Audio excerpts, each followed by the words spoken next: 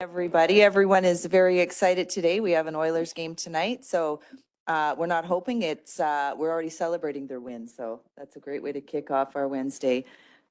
May 29th council meeting. So I will call this meeting to order at 9:01 a.m. I'll start by acknowledging that we are gathered on Treaty 6 lands, a part of the traditional territories of the many First Nations, Métis, and Inuit of Alberta. The town of Drayton Valley is grateful for the knowledge keepers and elders and the stories and teachings that they share of these lands. Now, I ask everyone to stand for the singing of the national anthem.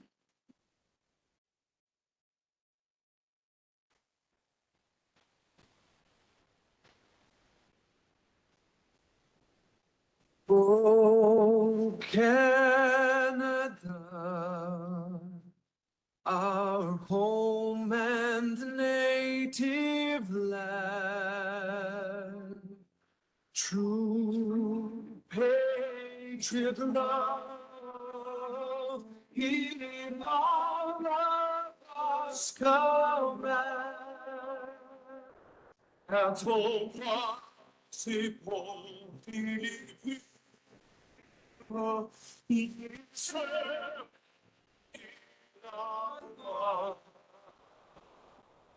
this world that he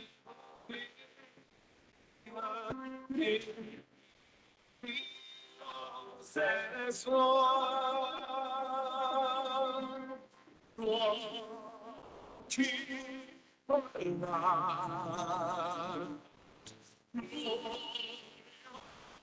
Sends you.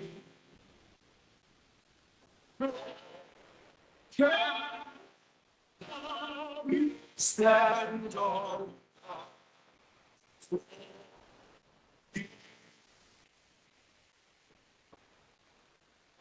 Canada, stand on.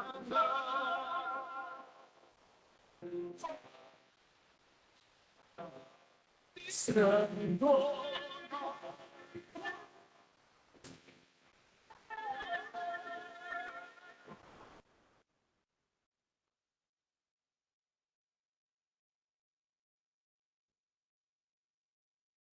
Are there any additions to the agenda? And from administration, your worship, but I would just like to say it's very good to see all of our councillor chairs filled today. Thank you. Yes, welcome back, Bill. We're very excited to have you back joining our council chambers, and it's been nice that you were able to attend the last couple meetings outside of the chambers as well. So happy to have you back here. Is there a member of council that would like to adopt the agenda as presented? Councillor Sheriffs, thank you. All in favor? That is carried. Any corrections or amendments to the May 29th, 2024 regular meeting of council minutes? I just did have one question. 9.8 under community grants, the resolution. It says Amelia Gavanna accepted the friendly amendment, denied. So if he accepted the amendment, was it defeated rather than denied?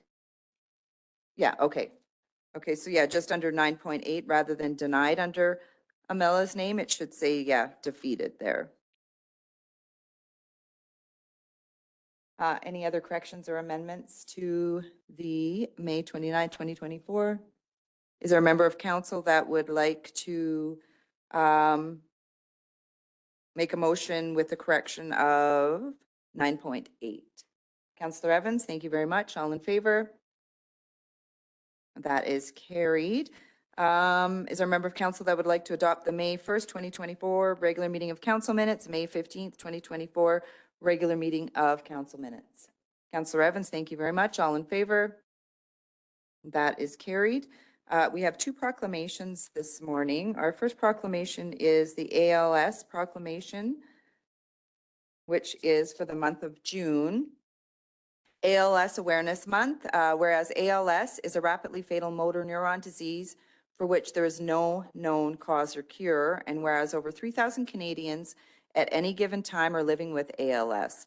ALS can strike anyone regardless of age, gender, or circumstances.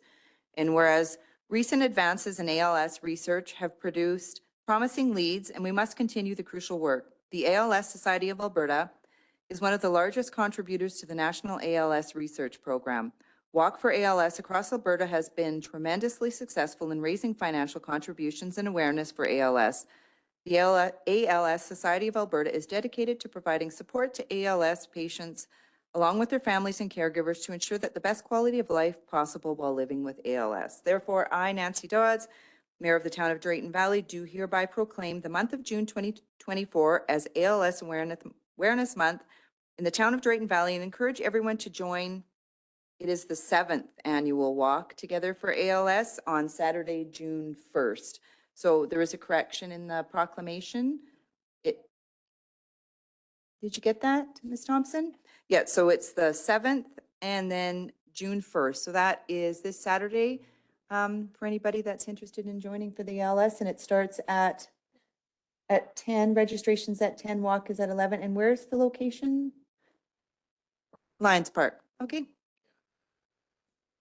At the swimming pool, the new swimming pool. Perfect. Okay. And next up, we have our second proclamation. Second proclamation is Seniors Week proclamation, which is from June 3rd to June 9th, 2024. Whereas senior citizens have made and continue to make many contributions that strengthen our community, town, and province. Seniors are a vital part of our families, and by giving generously of their wisdom and experience, they enrich our daily lives. Whereas many seniors are independent and active, and by challenging the stereotypes of aging, they are leading the way for future seniors. Whereas a more positive attitude toward aging is creating new opportunities for seniors, whereas by highlighting awareness of senior citizens, their achievements, value, and contributions will continue to be recognized and celebrated. Therefore, I, Mayor Nancy Dodds, on behalf of the Council of the Town of Drayton Valley, do hereby proclaim June 3rd to June 9th as Seniors Week in the Town of Drayton Valley. And that is it this morning for our proclamations. We have no public hearings, but we do have one delegation this morning, which is our RCMP Q4 2023 Drayton Valley Municipal Community Report, letter, crime stats, and we have Mr. Ryan Hoopner here this morning. Good morning, welcome. I do have a bit of a lengthy one this morning, just because we have a quarterly report for basically finishing up our 2023-24 fiscal year. The RCMP here, we like to be different, so we don't use the calendar year. We go April to March. So sit down, get ready. You're fine. The Oilers game doesn't start till 6:30. You're good. We got time. Most of the quarterly report is just in there for council just to kind of peruse, but I will highlight a few things that are in there. And then if you have any questions, I'm more than happy to answer them. It just starts with basically our community engagement was one of our annual policing priorities this year. So it starts with just a list of different things we're doing in the community. I do want to highlight one new initiative that's kind of cool that we started is we're doing coffee with the cop at the Seasons Retirement Home monthly. So our seniors liaison officer started that up there, and he's a great personality, and he heads there once a month and does coffee, often gets tasked with reading the media report, which is fun. Yeah, so we started that up just to stay connected there. With that, he'll do some like fraud education while he's there. He's done a few presentations with that. So it's just a cool initiative we started and are continuing on. Other than that, we stayed kind of connected with our schools. You can see we played a basketball game against the high school where we lost, unfortunately. And then we played a floor hockey game against the junior highs who we did not let beat us. So You did say junior highs, though. yeah, junior highs. Yeah, I can't, I tried to like throw that under the radar, but yes, the seniors beat us. The juniors, well, we still can play a little bit, I guess. The other thing, if you look at just our year stats, so you can get a glimpse of where we're at 2022 to 2023, and we've kind of reported this the whole way, but you can see the trend down still in our persons crime, property crime, and other criminal code. And then that page, it's page 5. It'll give you a snapshot of where we went January to March this year compared to 2023. So our persons crime is trending down still. Our property crime is trending down still. And I'll talk about that property crime a little bit later. And you'll see that our other criminal code is jumping. I've dug into that in our 5-year stats. And what that is our disturbing the peace calls and our mischief calls. And then also the other thing captured in there so that's the stuff we don't want. The other thing captured in there is our fail to comply breach charges, and that has jumped. And so then that will generate that number to be higher. Those ones we like, because that's our proactive stuff going out there and charging our prolific offenders. So that will cause that number to jump a little bit too. But our disturbing the peace and mischief are up. Disturbing the peace is often our individuals in bank vestibules sleeping, that type of stuff. So we have an increase in those calls through the winter months, but it is increased over 2023, as well as just general mischief. Some of that I think is the schools. Our break-in enters are up a little bit just because we actually had a lot going on at our shutdown schools. We were getting called there quite a bit, which we got rid of El Dorado pretty quick. And then it just kind of turned into H-Dub, but that one's coming down too. So that should end. But we did have people going in there and just like sometimes it was kids, sometimes it was some of our other population, our homeless population. We did charge a few people with breaking into that school, but that should slow down and end. I think that was some of the driving there on break-in enters and mischief. The other thing with the disturbing the peace, I mean, Mayor and Wally and I talked about that one and setting our priorities for the next year, just how to tackle kind of this general increase. And we're seeing an increase in mental health calls, addiction issues. So we have set for our next police priority. So one of our priorities is going to be proactive drug enforcement. Just as police, there's limited we can do with those community issues, but we can force those who traffic the drugs and choose to profit off those addictions. So that will be one of our goals there. We also have, I'm hoping these numbers come down. Another program we're involved in it's called Integrated Habitual Offender Management. And two of our very well-known street people that we see in these bank vestibules, we've managed to sign up onto that program. And it basically provides kind of a wraparound service with Alberta Health, us, addictions, and just brings us all to this table and tries to, work with that person to get them out of the poverty they're in. And both have agreed to be part of that program and have signed up. So I'm hoping that that program will have some success there. So we'll see. All we can do is try. Staffing update. There's a little update in there. We obviously Troy retired in April, so we're down a staff sergeant and we're still down one constable position. But other than that, we're full up. We have 20 out of 22. We do have one of our officers, Constable Lucic, that's been here for over 4 years. He's transferring out to Airdrie, and we've been designated a new recruit coming in July to replace him. So we're for the province, our staffing levels are very good. With only missing 2 positions, we're doing very well. The budget you can see there, if you want to take a look at in the report, with us running short, that saves you guys money. So you can see that we ran about $300,000 under budget last year. So it's a saving to the town. That mostly is just by us not being fully staffed. The budget's built on a full staffing expectation, but that's very rare for us to be fully staffed the whole time. That's kind of your quarterly report. Any questions on that? Thank you very much. Any questions? Councilor McGee? Ryan, I was thinking a piece about adding buildings to the building. Is that sort of coming? Where are we at? Yeah, so we are moving forward with that. I met with our property manager 3 weeks ago, right before he went on vacation. We basically drew up a proposal for it's 3 portable trailers off the back, but not 3 separate. They can be slapped together. So he actually went and visited a company out of Edmonton that designs this and handed them our design. He's gone on vacation for the month to Scotland. And when he gets back, he hopes to have the design done by that company and basically a cost on that. So that's where we'll go. That company they haven't showed up. They're supposed to show up. I don't know if they'll show up this week. Just take a look to figure out exactly what we need. But that is moving forward as a temporary solution. And we'll see where that goes. It's in the RCMP's hands. So, but it'll be, they know there's an issue, and this is definitely the most cost-effective way of solving the problem. So I'm hoping that will drive forward. I would predict no sooner than next year, though, just by the speed of how long that takes. But it is moving forward. We should have a drawing and a cost by the end of June. And secondly, I noticed that the camps at the landfill have either emptied out and moved to the south on the landfill, or there's just more folks out there. Do you have any idea of that?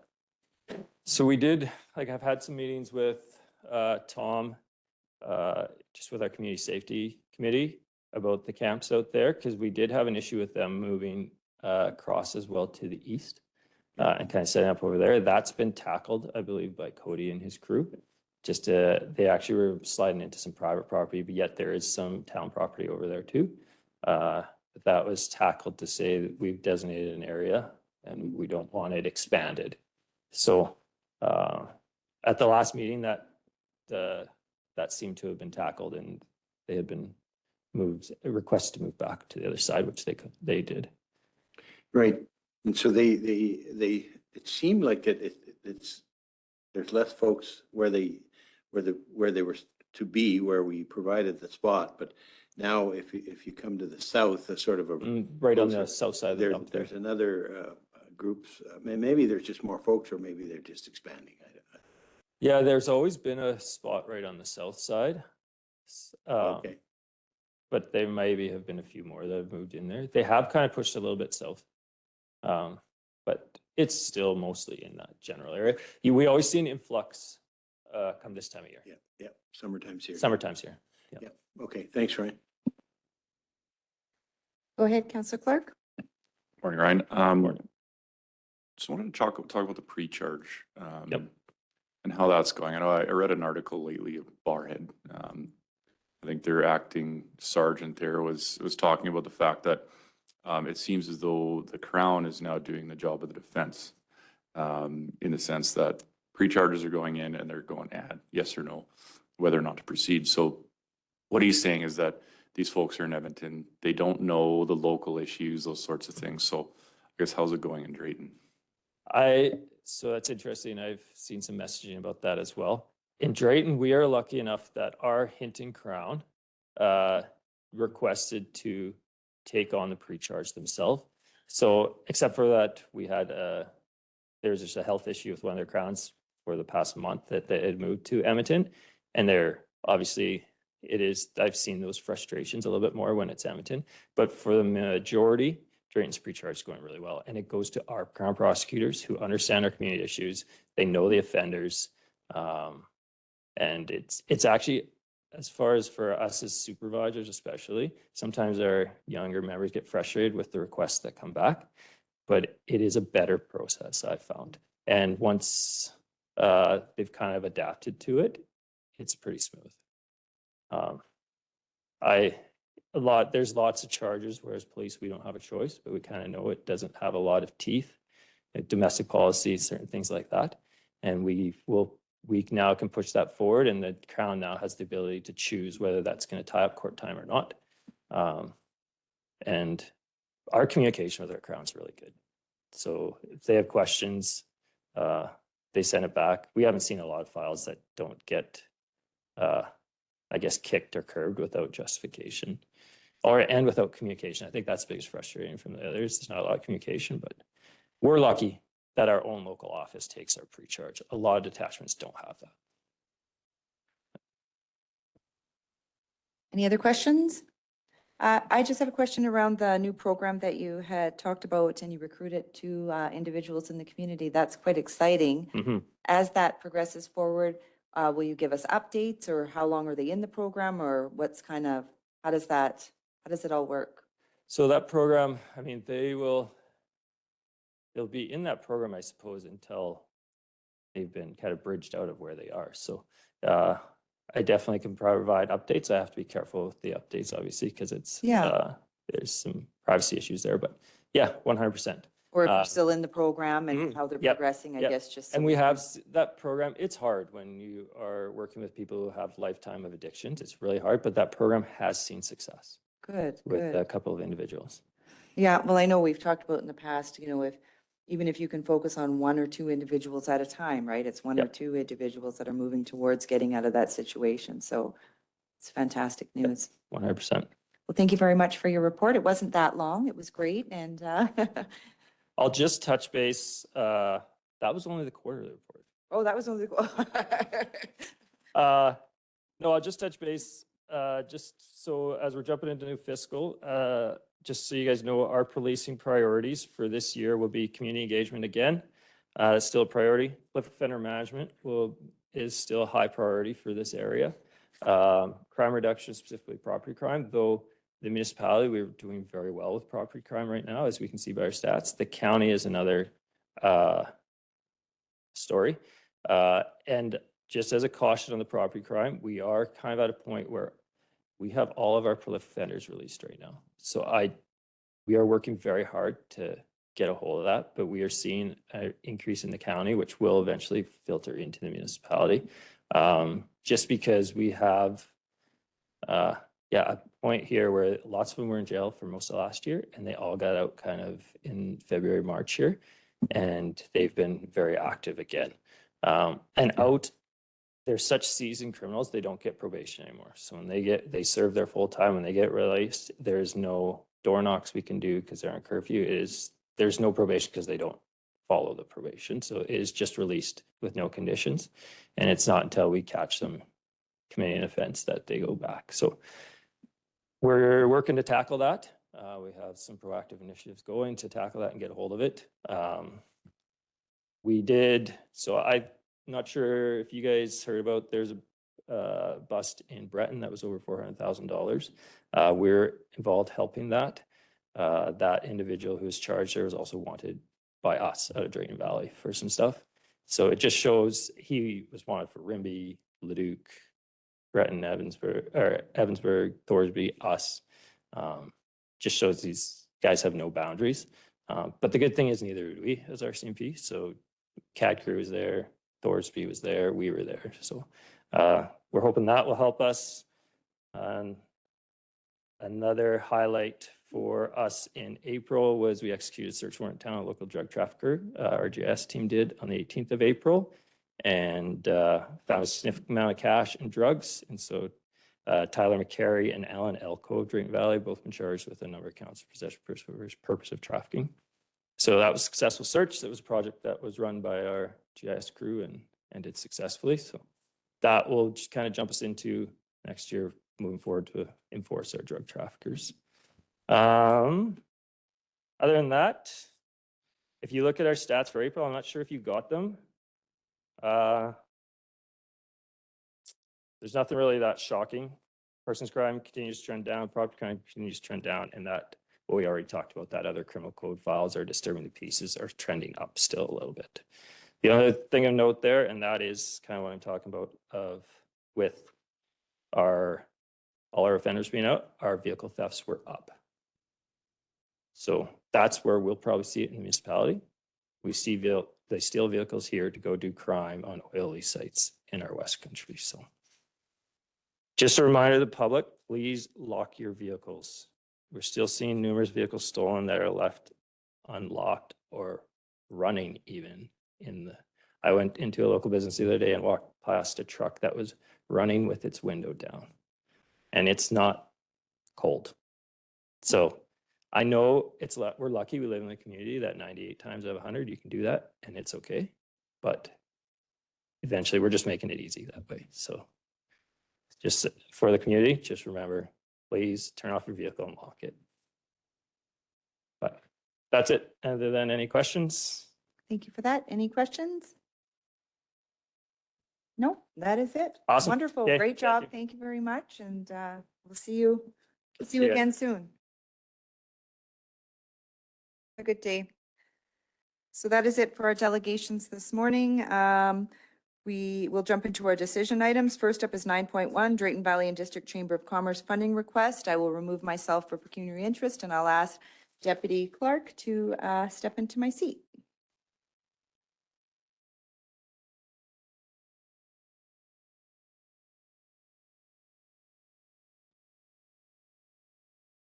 All right.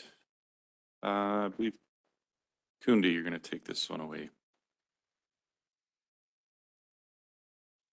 Good morning, Council. The Drayton Valley and District Chamber of Commerce is a champion of business and economic growth in the region, providing networking and promotion opportunities for its members and all throughout the region. So on April 12th and 13th, the Chamber hosted the 2024 Spring Trades Show at the Curling Rink in collaboration with the Drayton Valley Farmers Market. And after that event, the Chamber would notify the town of the financial hardship that they borne in hosting the event and would subsequently draft a letter of request for financial support from the town, indicating that they did lose money in hosting the event. So you will find the letter attached to this report. So just as a quick note, after reading the letter, just a few things I want to clarify and as well just to provide for consideration. The first is that administration was not a co-organizer or partner for this event. Secondly, no financial support was ever promised or agreed to between administration and the Chamber of Commerce. Administration did help promote the event through the CETC Facebook page on April 12, 2024. And Growth Services was provided a booth for free to promote our education portfolio for both the 12th and 13th.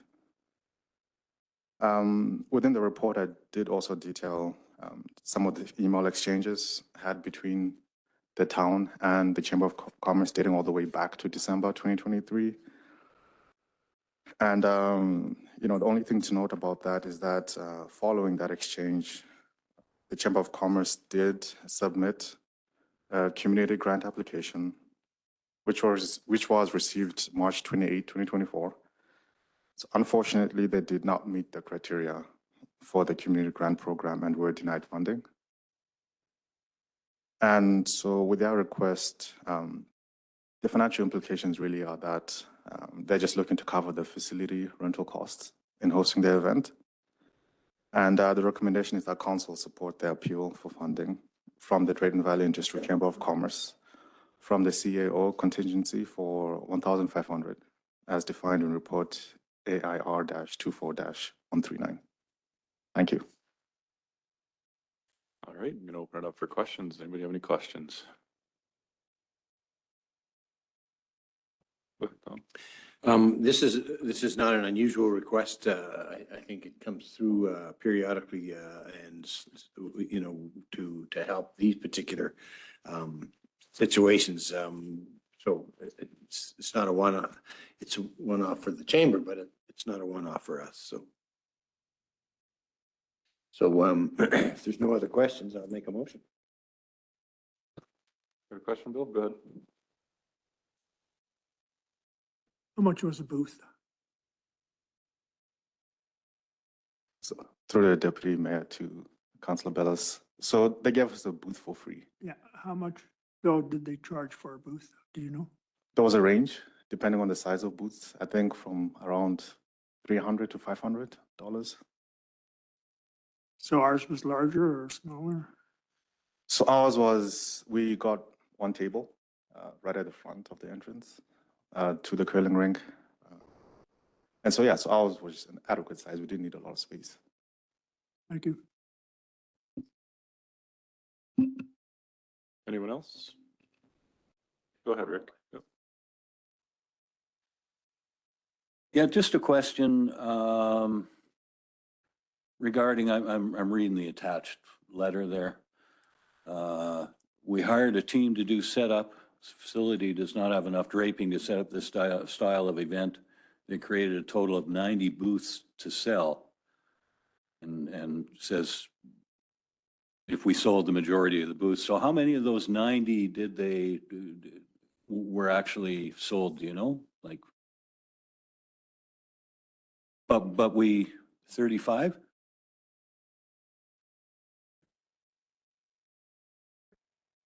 Oh, okay. Oh, yeah, most of the 35 vendors. So we set up for, but did they set up for 90 anyway? And then only sold 35? I'm just having trouble understanding when what happened. And, you know, says they hired a team and to create 90, we only sold 35. Seems kind of strange. To the Deputy Mayor, to Councillor Evans. Yes, I think walking into this trade show, they had high expectations for just how much in demand boots would be for the trade show. And so it seems like they had projected that, you know, they would sell around 90. And so they were working, they did contract out that service to have people, you know, set up the booths and just, you know, put everything in place for the trade show. But it just so happened that like that mark was just much lower than as expected. And so they just had to adjust to that new reality.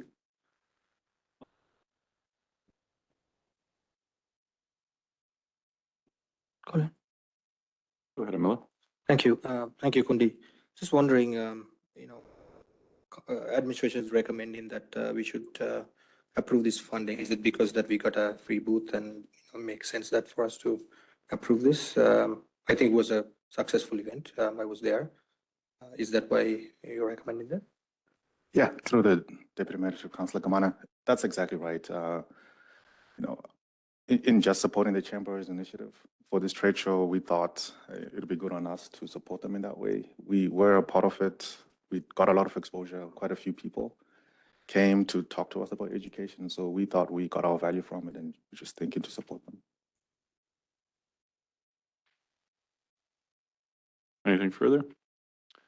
Right, you want to make a motion, Tom? Well, I would make a motion, Deputy Mayor Clark, that council support the appeal for funding from the Drayton Valley and District Chamber of Commerce from the CAO Contingency Fund for $1,500 as defined in report AIR 24-139.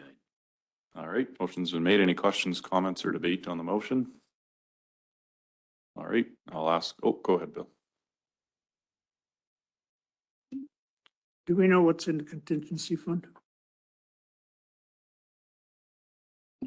I don't have that number off the top of my head, but there's certainly enough to cover this 1,500.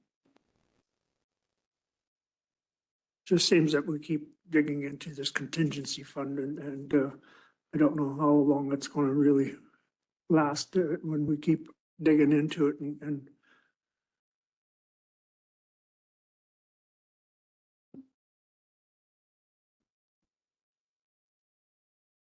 I believe we're around 100,000, but I don't have the exact number. thank you. All right, any further question, comment, or debate on the motion? All right, I'm going to ask all in favor. All opposed? It is carried. Thank you. I will get the mayor back. Thanks.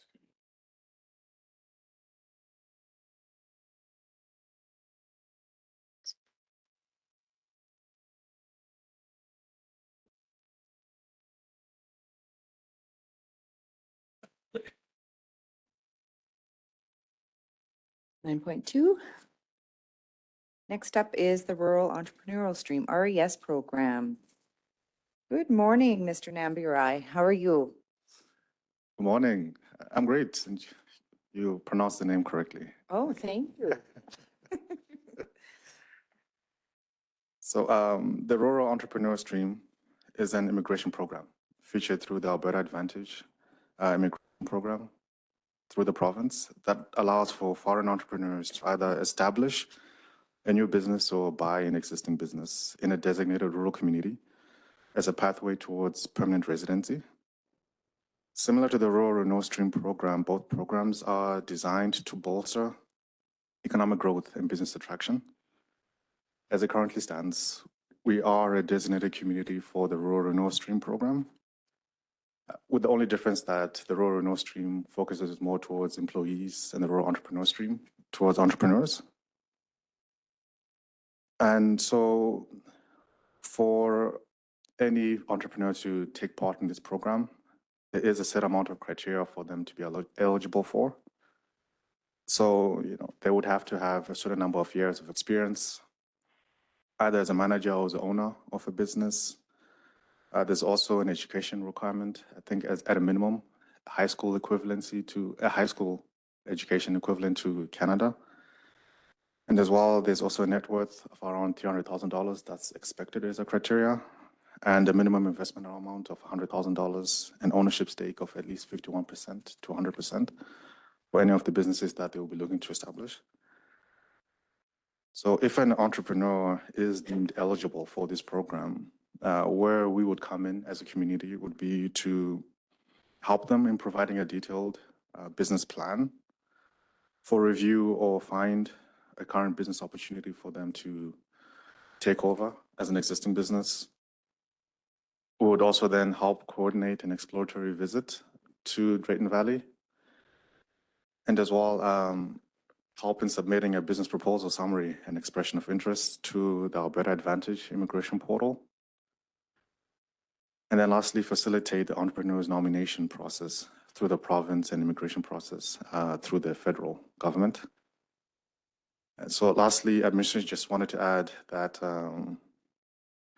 we do strongly believe that the addition of the Rural Entrepreneur Stream program to growth services will become a capacity issue for the department, and as well potentially limit our ability to fulfill other deliverables and tasks. Last but not least, there would be a high possibility of this being a budget pressure for 2025 to provide the resources required to adequately manage and sustain that service deliverable. As it pertains to financial implications, there would be some if we were to proceed.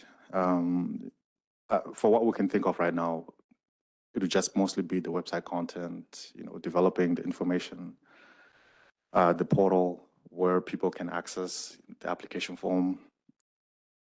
And if we were to proceed, if we were approved, the town will be recognized as a designated community for the Rural Entrepreneur Stream program. And when it comes to our service deliverables or service levels, if approved, we would have to do a bit of research and due diligence to understand the process and to familiarize ourselves with how we would go about running the program. From what I can read, from what I was reading, we are allowed to establish our own selection criteria. So that's something we would also have to establish internally. And then from there to deploying a website, and then to completing a community enrollment form through the province, and then lastly, awaiting that community designation before we can fully start the program. So it is our recommendation that council reject the proposal for administration to participate in the Rural Entrepreneur Stream program as defined in report AIR-24-071. Thank you.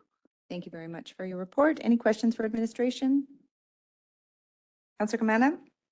Thank you. Thank you very much for that presentation, Kundi. I was trying to find some information on your package. I couldn't find how many of communities in Alberta has signed up so far. I think this program was going for a year and a half already, right? So the mayor to Councillor Kamana. So I counted around 55 designated communities through this program. It started in 2022, in the beginning of 2022. So there are some that are coming towards that third year. Right. Yeah, we were trying to bring this up for a while now.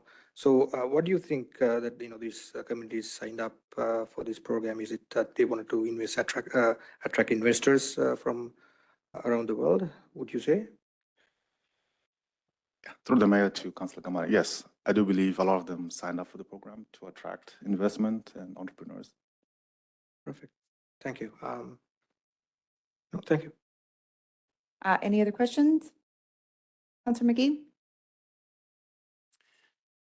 So as I read the report, it talks about resources, the ability to actually do the job.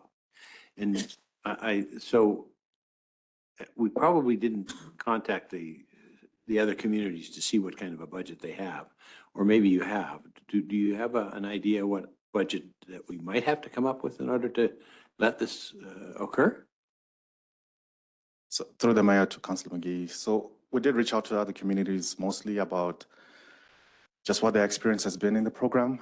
We didn't ask specifically about their budget, but we do know, I do believe for the rural North Stream program that we did, for us to develop the website and the content, it costs us around $20,000. Around there is a ballpark for us. So I'm not too sure how much it will cost for this one exactly, because they are quite different. But then that's not something we asked other communities about their budget. The other thing that intrigues me is that you've said that we can have our own guide or our own selection. And so it seems to me that that may come with some liability. So, that there can be problems, as we know, throughout Canada on what's happening with immigration and those kinds of things, and who's responsible, who's not responsible. If we have our own selection, would that be a liability for us? Through the mayor to Councillor McGee, to my knowledge, I don't think it will be a liability. Even right now with the Rural Renewal Stream program, we are allowed to personalize, just how we would want to bring employees to certain businesses. We can have a limit on what sort of industries we want to target. We can have conditions on, the type of experience we're looking for from employees. So we can manipulate certain things. I haven't heard a case yet of a community, being charged or being accused of being unfair or anything like that. So to my knowledge, it should be fine for us to personalize things in the way that we see fit. One of the things that I was thinking through is that, so if I'm part of the stream, I come in, I say, this is who I am, and he fits the guidelines, and I now need 10 employees.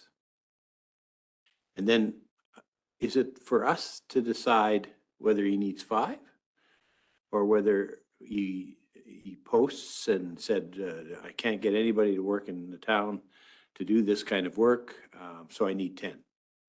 And so is that that's the kind of work that we would have to do, right? To try to understand the question, right? Of how many, why do you need 10 employees? Like, it seems like a lot of work. Yeah, for this one, it's more tailored towards the business side of things. So someone making an investment to establish a business. But of course, right, at some point, if they are looking to get those employees, part of the process for this program is that they provide us a business plan, right? So within that plan, we would hope to go through that with them to realize just what they would need for resources. And if need be, try to support them, if there were the case for us to be approved for this program. And so, yes, it does take a bit of time figuring all of that out. This is a longer process than the Rural Renewal Stream program. It does take a few years to get, a business owner to go from wanting something to establish a business to then having that a permanent residency. So it does take a bit more time. And that's just something where for us, we're thinking, adding this on top of the other programs we already have would just be that added load for us. In reality, it's the resources. Thank you. Yeah, it does list all the steps, the exploratory visit, community support, submit an expression of interest, business application, establishing a business, and provincial nomination and permanent residency then would be the steps on how to apply. Just a question. So it says here, just trying to think, that on the very first page, it talks about the financial investment and to operate a business for at least 12 months before being approved for provincial nomination. So since we're a municipality, is this kind of like we're doing provincial or federal work, or how does that work? That would you go through all these steps and then yet they still have to be provincially or federally even approved after 12 months?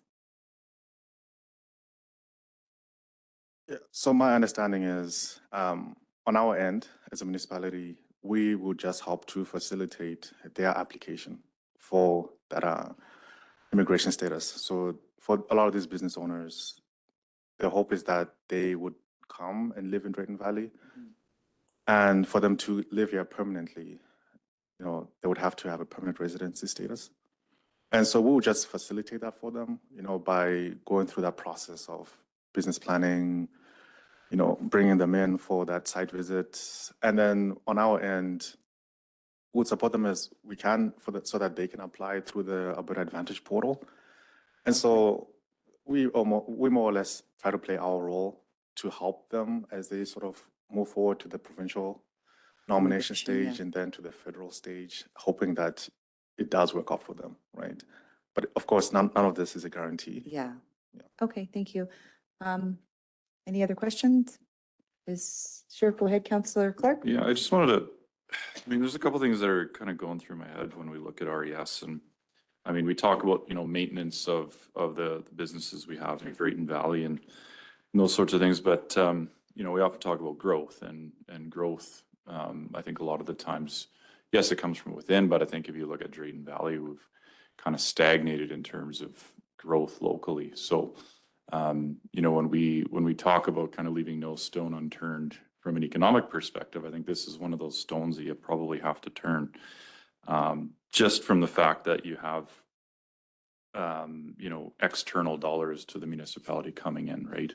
And oftentimes with those dollars comes ambition and those sorts of things. So maybe it's, building new buildings, maybe it's moving into a big building, maybe it's making modifications. So what that means to us is tax base, right? So, for me, I think we should probably explore this, even though there is a cost and we don't know what that cost is, right? And we don't know what the capacity issue may or may not be. So I think from that perspective, I would support pursuing RES just because I think, like I said, look at our municipality, we've stagnated in the last probably 10 years in terms of economic growth. So we need to change what we're doing, I think, because, what we're currently doing isn't working, it seems. So that's my thought.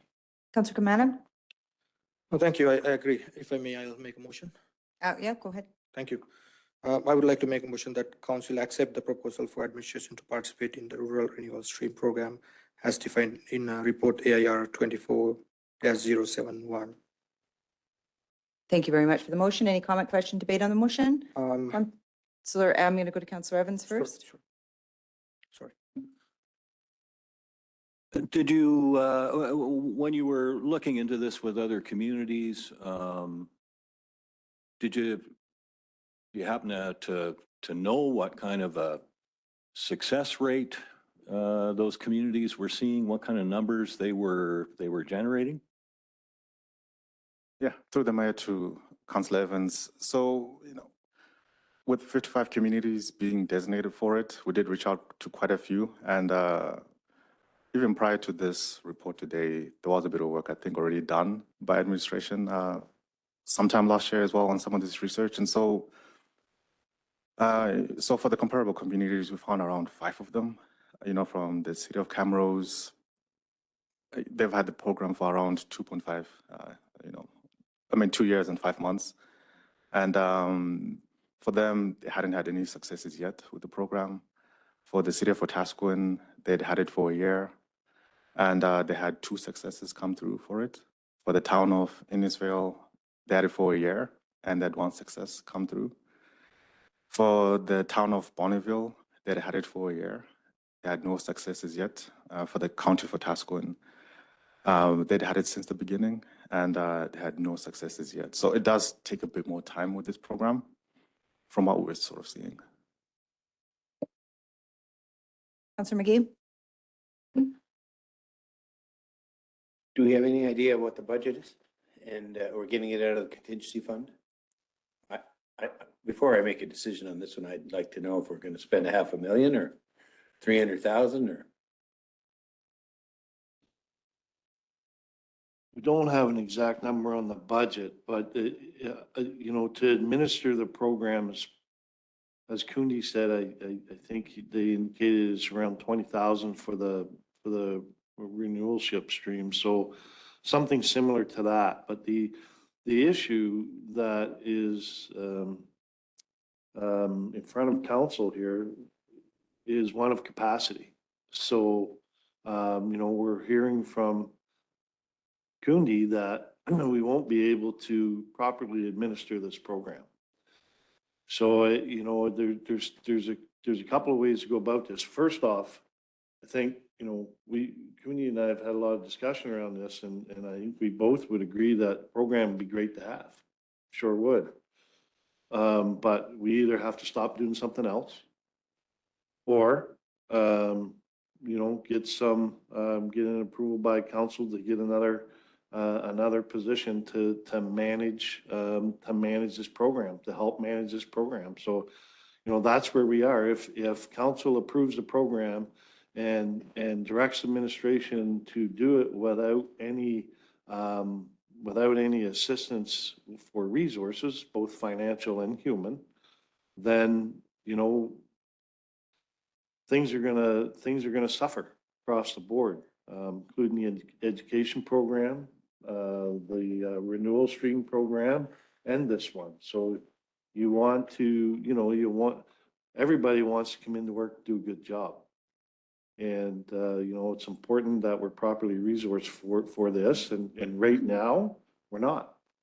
So if council would like to see this, there's two ways to go about it. One is to, let's adjust the budget and get another resource in there, or we can wait, because I don't believe there's an end date on this program, or we can put it in for a budget pressure for 2025. So you will see the budget pressure come forward, and council can have the debate at that time. So there would be two pieces to that budget pressure. One would be financial, and the other would be, well, they're both financial, but the other would be human resource. So we would be looking for another position to help out Kundi's office. So it's $20,000 that we currently use for one particular program, but that doesn't count the person actually doing it. So let's use the 20, add the person, and I say a person employed here is $80,000 generally.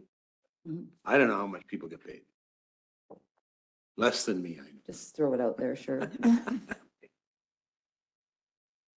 $80,000 is a nice round number. I think it's right around there for what we compensate staff in that role. Yeah, so in actual fact, it's $100,000 touch. That's what I see. Thank you. Councillor Gamana? First of all, I would like the vote to be recorded, please. As when we are discussing this, like I mentioned, this is an investor attraction program that the other 50 other communities has signed up for. They've seen the value on this program, investor attraction. We've been doing economic development for how long? And, there's few successes here and there, but it takes time, as you mentioned, right? And this program is no different. It's going to take time to attract investors. But if we even attract few investors, we are talking about hundreds and thousands of dollars that's going to be injected to our community. And that is, one of the main parts of our economic development strategic plan that's saying investor attraction. In a way, when we say we don't have time to do this, we are saying that economic development department have time to do economic development, right? So that's why I think, as Councillor Clark mentioned, what we are doing doesn't seem to work. So we need to rejig things and see what else we can do. Because, we are spending over $230,000 a year for economic development, but we just need to see something happen in our community. So I think this will be a program that may have that impact in our community, even with few investors coming in over the next couple of years. We are looking at least minimum 200,000 or more investment to our community. Thank you. Councillor Sheriff? Well, Wally pretty much answered and summed up what I was about to say, because we're almost, I agree with Councillor Gamana and Clark. Absolutely, we need to grow our town, but financially, this was not set for this year. And we're talking area of $100,000. But I don't know where we'd get that.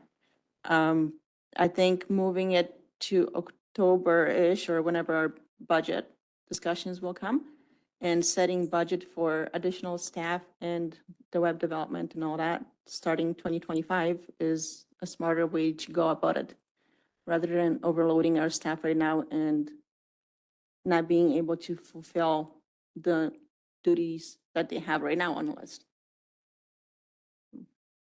That's pretty much it, because I think we're looking at probably part-time staff plus additional costs, right?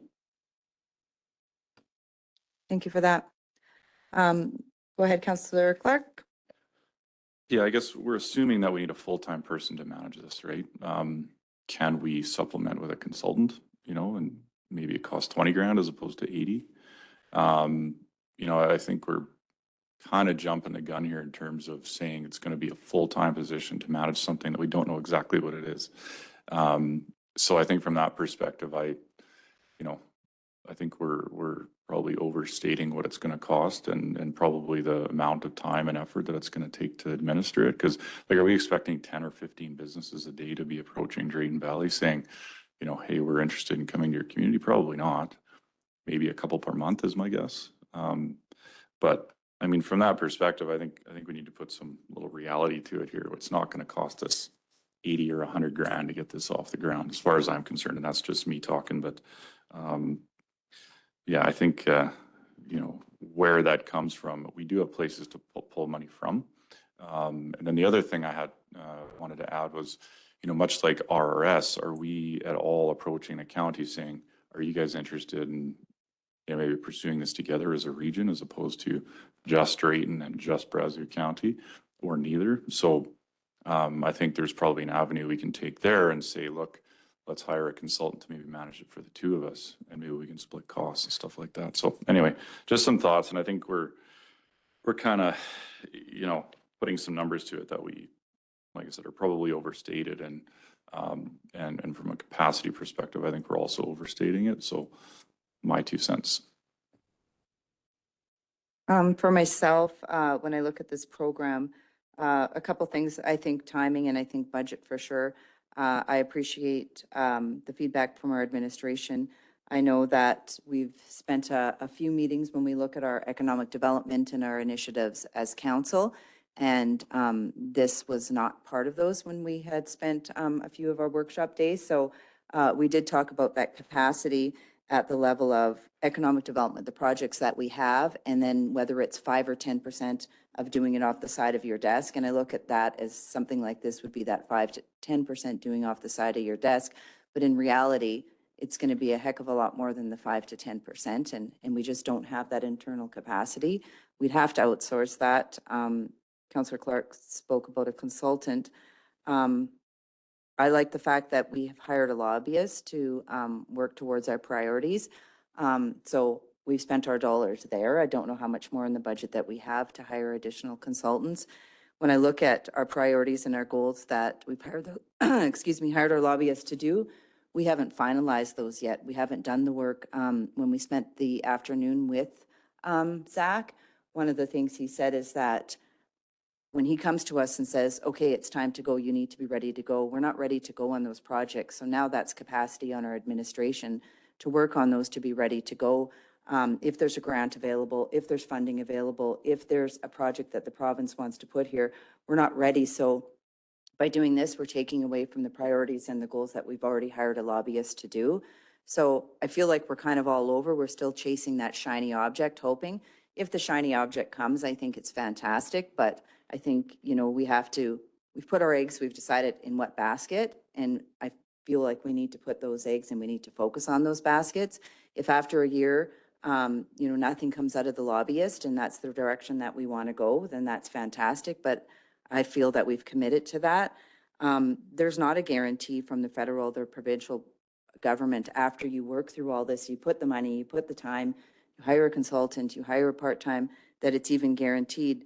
5 out of 50 businesses haven't been successful in the approval. They've been successful in establishing the way towards a business. They still haven't got the approval. So it is a lot of work. It could be or has the potential of being a good program for me, it's timing, it's dollars, it's a lot of factors. So I do have a hard time supporting this, but maybe in a year from now, when we are in a different position, when we're out of what we're doing right now, like I said, with the lobbyist, I think you can only, as a council and a municipality, focus on so many things, and we keep spreading ourselves thin and nothing's happening. So we need to decide what, and I think by hiring the lobbyist, we made that decision, in my opinion.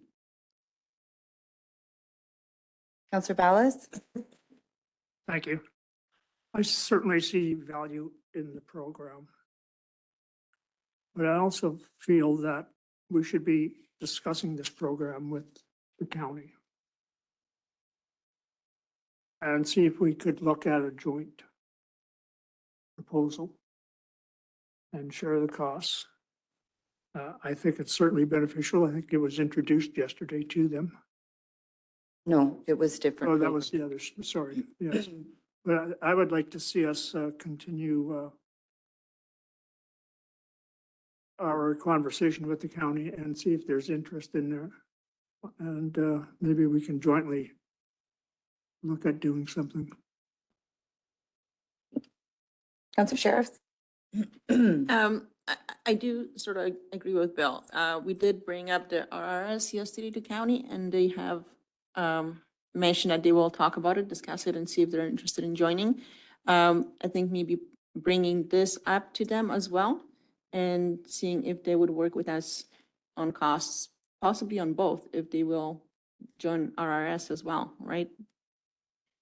I mean, I think it should be maybe shelved for now.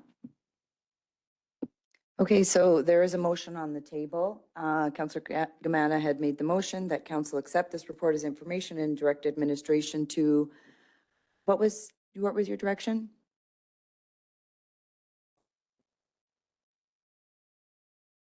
To participate, okay, sorry.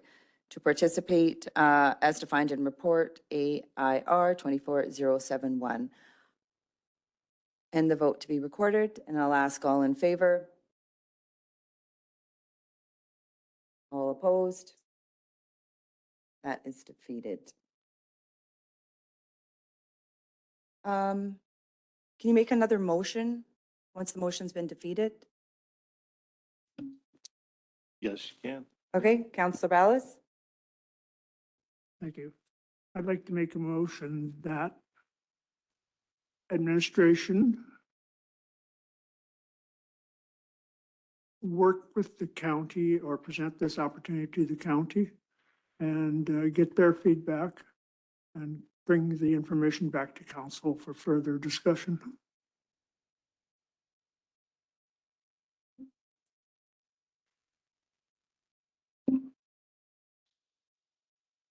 So Councillor Ballas had made a motion for administration to work with Brazeau County to get more information and then provide that back to council. Councillor McGee? The only thing I would point out that yesterday's discussion, we had a discussion on a CCAN about a $9,000 touch, and the general consensus around the table was it's a budgetary issue. We'll talk about it in 2025. Mhm. That's what I recall. So I would assume that this will go to budgetary. It just doesn't come out. It'll be, so which would get us to where we should be anyway. Yeah, thank you for that. Yeah, with the new motion, I still, everything that I said, just don't think we have the capacity, the time, the money, and we're doing other projects. So Councillor Ballas had put a motion on the table. I'll call the motion. All in favor? All opposed? That is carried. Okay, next up, we have 9.3, Drayton Valley and District FCSS 2023 Annual Report. Miss Jennifer Finn, good morning, welcome.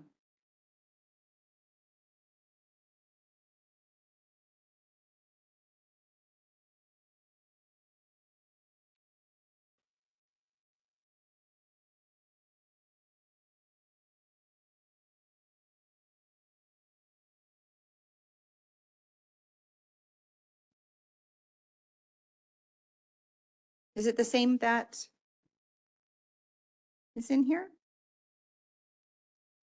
I don't think it's in there because I just brought it in this morning. Oh, okay, Yeah. okay. So good morning, Mayor and Council. Thank you for having me here.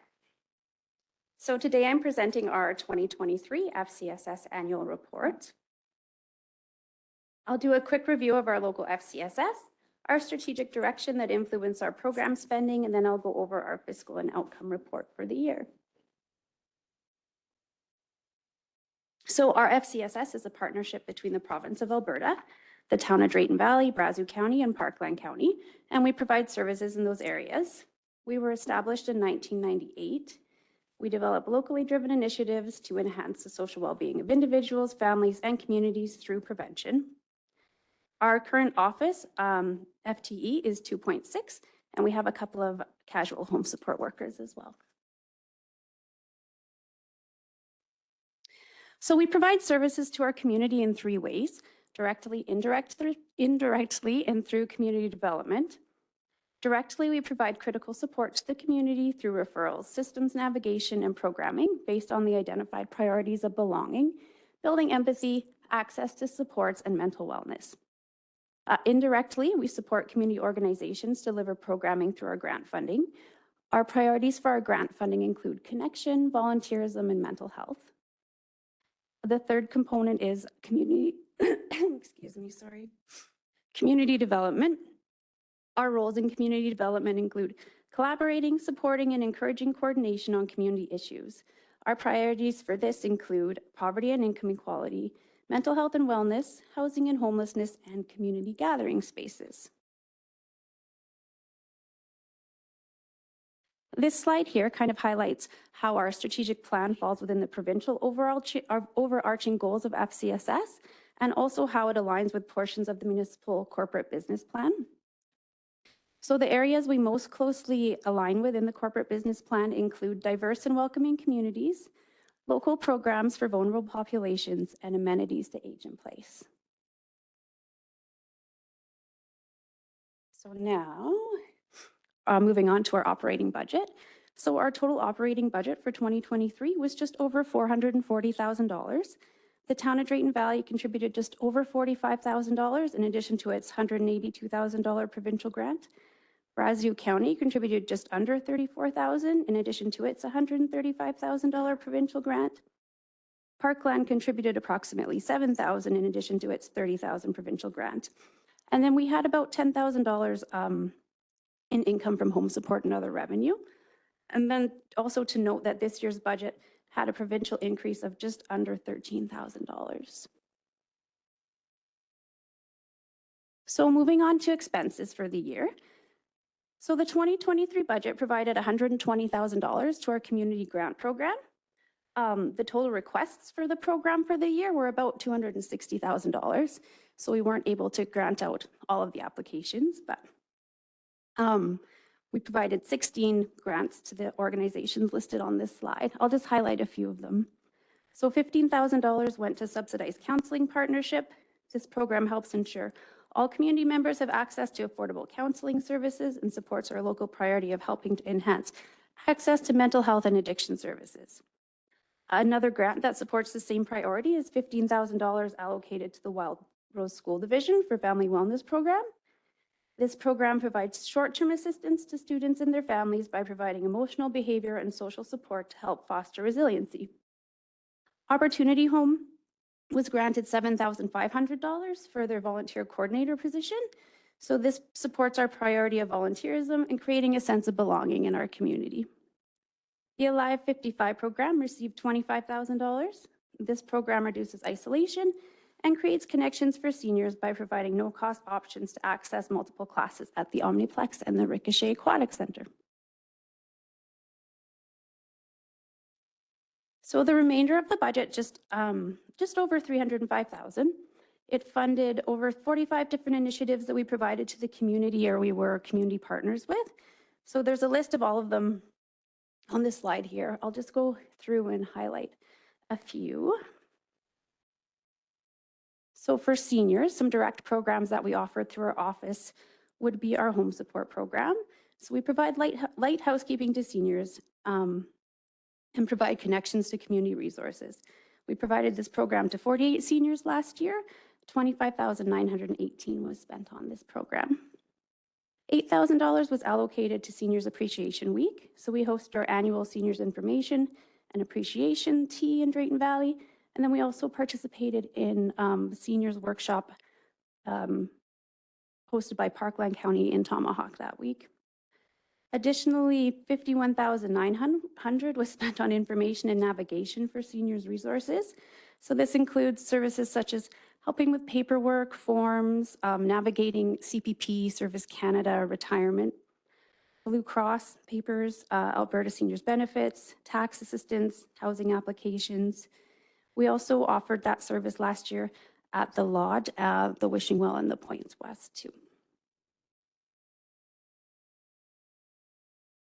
So for youth, we allocated $9,820 to youth engagement activities such as our skate park jam and the Building Futures panel with Dr. Unger. So these events fit within our goal of creating a sense of belonging and increasing access to supports. $7,700 went towards our Youth Advisory Committee. This committee helps ensure the voice of youth in our community is represented and brought forward, and council does support the meeting honorariums for this committee. FCSS, however, allocates some staff time and purchasing of supplies for the group.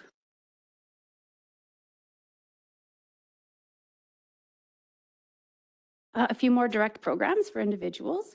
So $13,800 was spent on workshops. We offered numerous workshops throughout the year. $7,000 was spent on updating and printing the resource directory there. $49,800 was allocated to information and referral for individuals. So similar to the seniors program, but for non-seniors. This program helps reduce poverty by providing resource navigation and ensuring individuals are accessing the programs and services they qualify for. So we provide this outreach version at the Warming Heart Center. Types of assistance we provide include connecting with mental health support, Alberta supports, filling out applications, helping complete monthly reports. It also includes our AHSID program and our safe document storage program as well. $14,360 was allocated to our volunteer income tax program. Last year, we had 5 community volunteers and we assisted over 500 community members with that program. So community events, we participated in many community events last year. Skate Park Jam, Canada Day, Family Day, Community Dinner, the Pumpkin Walk, the Mental Health Chili Cook-Off, and Santa's Workshop. We also invest a lot of staff time in coordinating and training volunteers to help build volunteer capacity and promote volunteerism in the community. So $18,000 was allocated to this.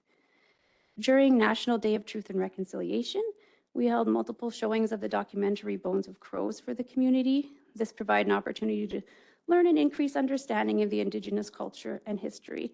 The grade 10 to 12 students from Wild Rose School Division also attended that.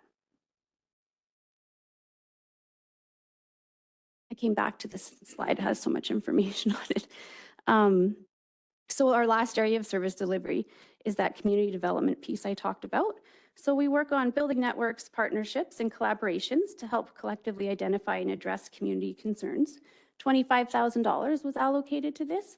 Some of the examples of those collaborations would be the Healthy Community Coalition, Community Parenting Coalition, our Newcomer Support Team, the Education and Awareness Working Group, and the Case Development Group. So in total, we had 24,386 participants through all of our programs last year. So that's reported through all of our grants and then also internally. It's not unique individuals, just the total number of participants. And then 198 volunteers contributed 2,437 volunteer hours. That's all that I have. Thank you very much for that. Any questions? Councillor Clark? Good morning. Thank you for the presentation. When we look at the priorities locally, and then we look at the provincial priorities, we're feeding into essentially what the province has, right, to some degree. Otherwise, you know, the priorities don't match and funding probably doesn't work and all that sort of stuff. So that's what we do? Yeah, we did strategic planning with our board and we looked at the provincial overarching priorities as well, and then kind of looked at locally what our priorities are and made sure that they fit into those. Right. And then so when we when FCSS grants funds to folks, there's a set criteria and where does it fit, how does it fit, and all that sort of stuff to make sure that we're not kind of getting out of scope, right? Absolutely, yeah, we have to fall under the FCSS Regulation Act. And that will be probably changing in the next little bit because some of the FCSS outcomes are going to be changing over the next couple of years. So we will be actually redoing our grant application probably next year, 2026 maybe. Depending on what the province comes up with, okay. Yeah. And then do we have a view as to what those changes maybe are, good or bad, or? I think they'll be similar. It'll just look a little bit different. Thank you. Councillor Manna? Thank you. Good morning, Jen. Thank you for the presentation. Just wondering, I'm sure you're getting lots of applications for grants over the years. So when you get a grant, of course, you'll go through the criteria and approve the ones that fits the criteria. But are there some that doesn't fit the criteria? And are we kind of working with them to guide them to a different funding source? Yeah, that's a good question. So when I put out a grant run, people submit their applications to me, but first I get them to talk to me first, especially if it's something new that they've never asked for funding for before. So we'll sit down and look at it and make sure that it fits. And then, yeah, if it doesn't fit, then I'll try to help them find some other sources that they can maybe apply for. Perfect. Okay. Thank you. Any other questions, Councillor Evans?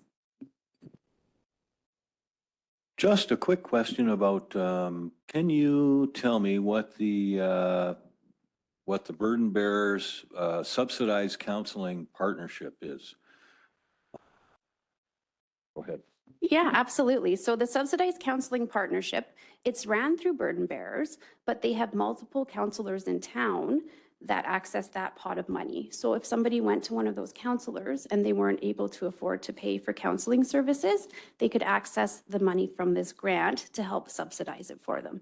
So not just Burden Bearers, there's like a whole list of different counselors that are part of that partnership. Okay. Now, would that normally be an Alberta Health Services service that they would provide, or has that always fallen under our responsibility? What kind of folks are we pointing to this service, I guess, or what folks are taking advantage of it, if you don't mind? Yeah, Alberta Health Services does offer some counseling and mental health supports. Sometimes it's a little bit longer to get in. The wait times can be a little bit longer. There's just a few counselors available through here in Drayton Valley. Some people choose to go privately. It's maybe easier for them. And it's how Burden Bearers operates is it's like a sliding scale. Some people maybe can afford to pay $90, some $50. Just depends. So there's some flexibility there.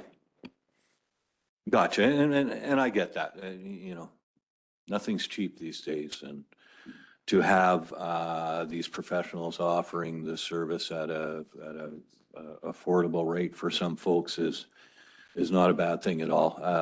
I just worry that we're slowly kind of fading into an area that isn't really our responsibility with counseling services. And again, I'm not stating that unequivocally. I'm just kind of throwing that out there that it's a concern when we start taking over services that are provincial responsibility, and that's a fair chunk of dollars there at 15,000, and then the grief recovery program. Not sure what that is. Maybe just give us a quick lesson on what that is as well. Sure. I think that the grief recovery program was like a short-term, like grief. I think there were 8 sessions where people would go who were experiencing grief or trauma in their life. Maybe people who weren't able to afford to go to a private person, or it's not something that would be able to access through Alberta Health Services. It's kind of like a group counseling sessions, group work. And maybe just lastly, so we are we are contributing 7,500 to Opportunity Home. Was that a one-time commitment? Is this a yearly thing now? We're So we funding that or helping fund that position, I guess? They're welcome to apply again this year. So yeah, they applied for some financial support for their volunteer coordinator position, and it went to the board, and the board decided to provide that amount of funding, and they'd be welcome to apply again for this year's funding. However, that being said, this year's funding, we received overwhelming response. We offered 2 grant runs this year, and the requests were 280,000. So we are not having a 3rd grant run this year. Mhm. Councillor McGee? Morning, Jen. Thank you. Good morning. It's well done. I'm going to just ask a quick question about the provincial grants. Is the provincial grants are based on per capita?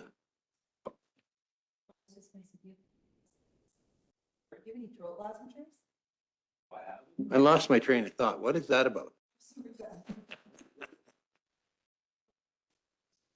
Last time you had, sorry, I'm sorry, Tom. No, that's okay. I was trying to, this, and he's like, what? Any lozenges in the house? We got lozenges in the house. Nice. All right. I'm sorry, last time Wally was kind of coughing and you jumped up and gave him a throat lozenge, so I was hoping you would do the same right now, but you weren't catching the signals. You weren't paying attention. I'm sorry, everyone. Go ahead, Councillor McGee. I'm lost now. I'm sorry. Jen, I'm asking about the provincial grants that it looks like it's about $346,450. It's all based on a per capita. No other criteria.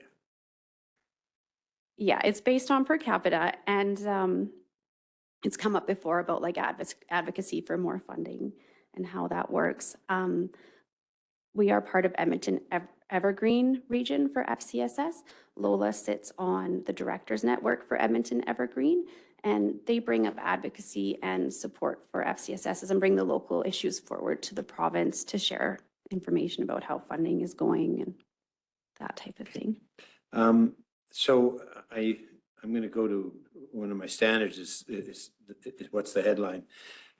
I think the headline should be clearly that we get a great bang for our dollar at FCSS. Have we ever sort of melted that down to say for every this gets this?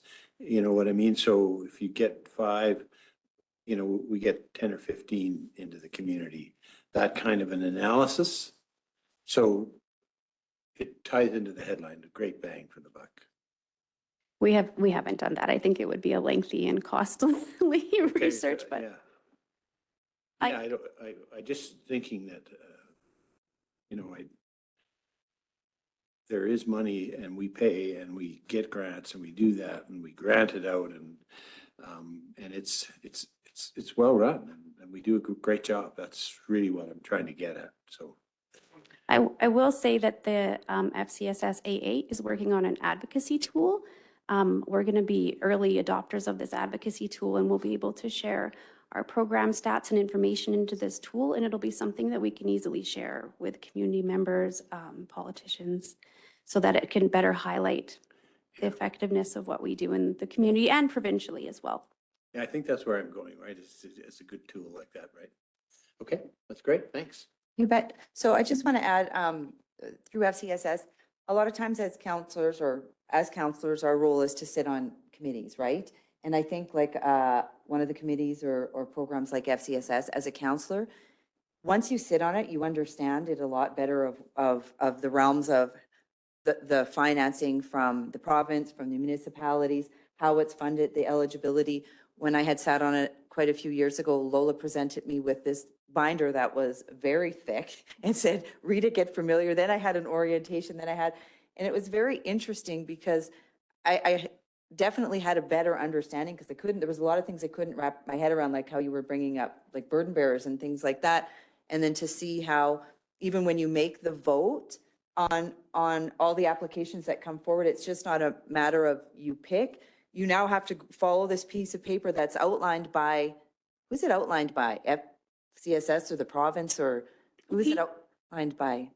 That, it's kind of similar to that one I showed in the beginning, that overarching. Yeah, the overarching, and you have to make sure now that they're falling into all this, and then when you make the motion for the grant, you have to, because you're on it right now, right? Yeah, previously, and then you have to pick a number, and it's actually like, yeah. Go ahead, Councillor Clark. So, yeah, it's quite interesting until you actually sit and then you see, yeah, you actually learn quite a bit about how and the funding works and what and everything. Yeah, and I was just gonna say, I think, like, to Rick's comments, you know, asking about the burden bearers and opportunity home and provincial jurisdiction, those sorts of things. Like, this is mostly funded by the province, right?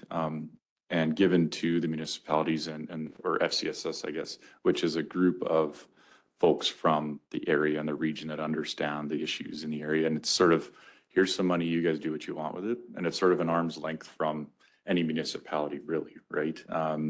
In the sense that no municipality can say, you need to spend the money on this, right? So I think that's the difference, I think, between kind of municipality funds versus FCSS funds, right?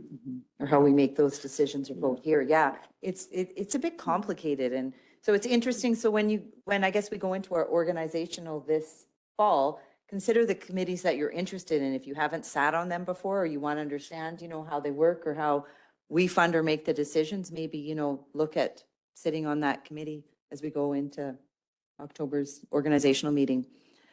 Is there a member of council, if there's no other questions or comments, that would like to make a motion?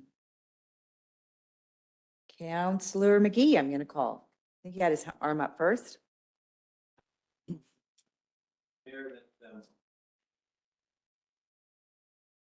We set the 2023 FCSS annual report. Thank you very much for that. Any comment, question, debate on the motion? Deputy Clerk. Sorry, when we talk about funding for this, I guess, is there a sense that we're getting enough? We need more? I mean, always more is nice, but like, are we adequately funded by the province, and are we actually hitting the per capitas? Like, I look at the county's provincial contribution, and it seems substantially lower than towns, like to $30,000 or $40,000. So I thought we were pretty close in terms of population wise, or is that because we're cutting off at the river and Breton East is okay? Yeah, so the funding is 80% from the province and then 20% from the municipalities. And you're correct with Brazeau County. Breton also has an FCSS, so they receive some of the county's funding as well. And in terms of if we're receiving enough funding, we could always do more with more funding. I think we're really creative in finding ways to make sure that the community gets the programs that it needs. If we have to access other grants, or, you know, like this new resource navigation person that we're going to be hiring, we access grant funds from a different pot of money. So My last question there is just, is there anything I think council can do to maybe advocate any further? Or is this sort of an FCSS, local FCSS to provincial FCSS avenue? I don't know. yeah, I think that the way that FCSS is structured, it provides opportunity for that advocacy internally, that these issues are being brought forward to the provincial level. And just to kind of go off Councillor Clark's comments too, you will be presenting to Parkland County. Can you just tell us maybe a bit why you present to Parkland County, just so everyone knows? Yeah, we receive about $37,000 from Parkland County.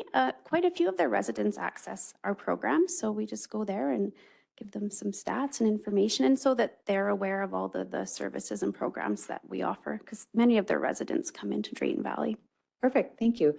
So there's a motion on the table, then I'll call it. All in favor? That is carried, and we'll call a 10-minute break and then come back to our decision items. Thank you very much.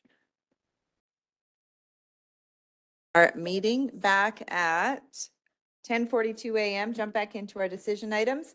Next up is Miss Lola Strand, 9.4, Affordable Housing Cadence Court renovations. Good morning. Good morning, Mayor and Council.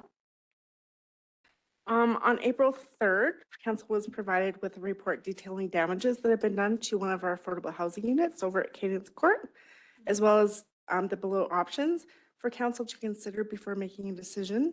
Council requested that additional quotes be provided to better determine the cost to repair the unit to like new condition. So as per our purchasing and tendering policy, a competitive process was not required as the cost for the repair is under $50,000. Therefore, administration received 3 quotes from local contractors who have gone through the process of meeting the requirements, which means they have submitted proof of insurance, proof of WCB, and have an approved safety program to be a contractor that can work for the town of Drayton Valley. So the options are as follows. The first option was to repair the unit to back to like new condition. So we've received 3 quotes. Quote 1 for $24,067 plus GST. Quote number 2, $28,500 plus GST. And quote number 3 for $21,525 plus GST. These quotes are for the identified repairs to be done by a contractor. There are also additional expenses that are required to relate to the decision to repair the unit as to like new condition. Those include costs for a stove for $800, a window repair for just over $1,000, the insurance deductible for $1,000, which will result in new lino in the main floor of the building. And those costs total $2,872.93. So administration recommends that we hire the contractor that provided the cheapest quote of $21,525, plus execute the repairs and purchases for the additional cost of $2,872.93. Therefore, the total cost would be $24,397.93. Just a note, the removal of the items and the cleaning have already been done at a cost of $1,638. This has been expensed as a part of the regular maintenance and repair budget, so this is not part of the request for council. So the consequences of this option would be to get the unit back up to the standard that the municipality maintains with its properties. It would protect the asset and ensure that it keeps its value, and rental income will continue to come in as there's a tenant ready to move in upon completion. The second option is to do the bare minimum to bring the unit up to a safe state of repair. That would include repairs by the contractor for about $1,000. That means no paint, no carpets, no flooring. We would clean the carpets just to make it safe for just over $300. We would be required by legislation to provide a stove. The window repair would need to be done because currently with crack, it's not in a safe condition. And then the insurance deductible, again, the $1,000 deductible, will result in the whole main floor receiving new flooring. So we feel that that would be a good option to move forward with. So again, note the cost for the $4,249.89 again does not include the $1,638 that has already been allocated to the regular maintenance cost. So the consequences of this option would be to make it safe but not aesthetically pleasing. This option would decrease the value of the asset. More repairs would need to be done at a later date. And we might get complaints from future tenants about not doing these repairs. And then the final option would be to not do the repairs. So therefore, we would have to shut the doors and lock the unit up as it would not be safe. No rental income would come in. There would still be utilities to be paid to ensure that the pipes don't freeze. And there is a possibility of squatters or vandalism, which has already occurred at least once. The door was actually spray painted. So therefore, we would need to have more manpower to do drive-bys and inspections of the premises. We'd be unable to rent to one of our approved applicants, and we would just overall decrease the stock of affordable housing units. So the financial implications, again, is this expense was not allocated in our regular operational maintenance budget, as it will be a renovation, not a standard maintenance repair. So this does impact our budget. There's little risk of vandalism if we should go ahead and repair the unit and rent it out. The positive reputation the urban housing program that has been built over the last year will continue if we do go ahead and repair the unit. The need for housing has been recognized by the community stakeholders. The unit was already rented out before damages were noted for a move-in date of March 1st. Now they're currently waiting still for a move-in date. And in the urban housing program stock, we only have 8 3-bedroom units in our program with a wait list of 7 families at this time without posting availability. Repairing this unit would keep our 3-bedroom unit total at 8. So the recommendation is that council direct administration to have the unit repaired as per the cheapest attached quote for a total of $24,397.93 from the CEO contingency fund as defined in report AIR 24-125. Thank you very much for that. Any questions for administration? Councillor Evans?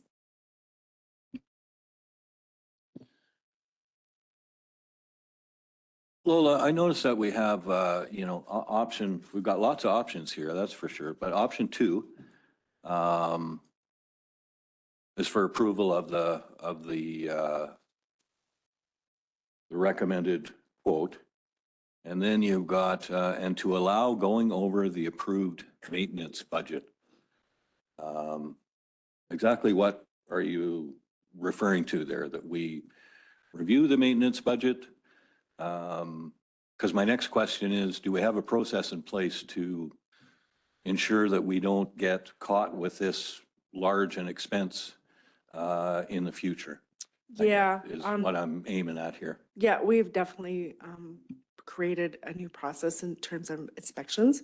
So again, this particular unit was a result of the changeover between the previous property management company and ourselves, not feeling that we had any concern based on reports from the previous manager. We didn't go in right away. By the time we realized that there was a problem, the damage had already been done. But we've seen all the units now. We're doing inspections twice as often now. If there's any red flags at all, we're doing inspections as often as we need to, for sure within 3 months. So yeah, we do have new processes in place to make sure that we're keeping a really close eye that these things aren't happening. Okay, great. And again, let's learn from our past challenges, right? So when you say to allow going over the approved maintenance budget, are you suggesting that we look at that and adjust it? I mean, that would probably be my recommendation come budget time, is that we look hard at, is there upcoming significant improvements that are going to be required, whether that's from somebody, not taking good care of it and ending up with this, or, whether we have some units that just haven't been updated in quite a while and are going to need a full refresh. It would be nice to identify those at budget time and have that in the budget instead of going back and nipping at the CAO contingency fund. Again, I think this second time now we've done that. So, okay, that's it for me, my question and comment. Thank you. Thank you for that. Councillor Gamana? Wally has a comment, maybe? Oh, go ahead. Sure, yeah, no, so that recommendation that you see, the second option is to not fund it out of the CAO contingency fund. And for council to understand that they would go over on their repairs and maintenance budget item. That's what that alternative motion is. And Elvira and Bree did some work on the break, and we have about $90,000 left in the CAO contingency fund.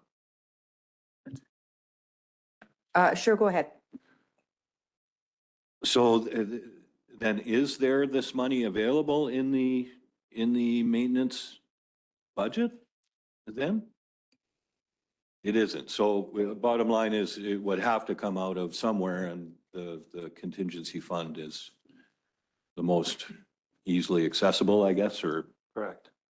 Okay, thank you. If I can just add, we are currently sitting a little bit under budget. Much of the work that was required to be done has already been done. There's not any major things in the near future, so we may, pending nothing going wrong, we may come in a little bit under this year. So, But not if we did this. okay, Yeah. yeah. Okay, so, Yeah. and then can you explain the 90,000 again? Sorry, Amela. I can explain the 90,000. Thank you, Madam Mayor. So the CAO contingency fund at budget time was reduced to $234,000. And there's been numerous expenses go against that, to the fact that it leaves us with approximately $90,000 left. Okay, and then when you were speaking to Elvira and Lola finding, they were talking about the budget for affordable housing. Is that what you were making reference to for the other amount? No, we were talking about Lola's, the affordable housing repair and maintenance budget line. Yeah, And so instead of funding these repairs from the CAO contingency fund, they could fund them from the repair and maintenance line, but they will be over budget. okay, so then back to what Councillor Evans was saying, so then it's got to come from somewhere. Okay, thank you for that clarity. I'll go to Councillor Gramana first. Thank you. I guess the first question would be, usually do we take like a damage deposit from these tenants and? We do, We yes. do, and it's still Yeah. there making damages. Yeah, but it's only, we're only allowed to charge equivalent to 1 month's rent for a damage deposit. Oh, okay. Yeah, usually that kind of deters people from damaging, but it hasn't. The other one would be like when we do the work now, it'll probably be a nicer unit than the others. Is there a possibility that we can charge a little bit higher rent to recover some of these costs? We recently made some adjustments in rent to try to keep things consistent across the board. The units aren't that old. I don't know how much nicer it's gonna be because the other ones are pretty nice. So, Okay, thank you. Councillor Sheriffs? So I was looking at option 2 to do the bare minimum, just to get it up to safe standard. If you were to just add paint to it, because I know on the pictures you showed us last time, there was a bunch of patches attempted to repair, I guess, that would pretty much cut it in half without replacing the carpets and floors. Is that an option? it's an option. It's a possibility for sure. Like I said, it won't be, still like the carpets are in quite bad need of replacement and whatnot, but I mean, we could clean them. Mm-hmm. That's what I see here. It's carpet cleaning would be $376 instead of, a few $1,000s. So I was just wondering if that would be maybe an option for now.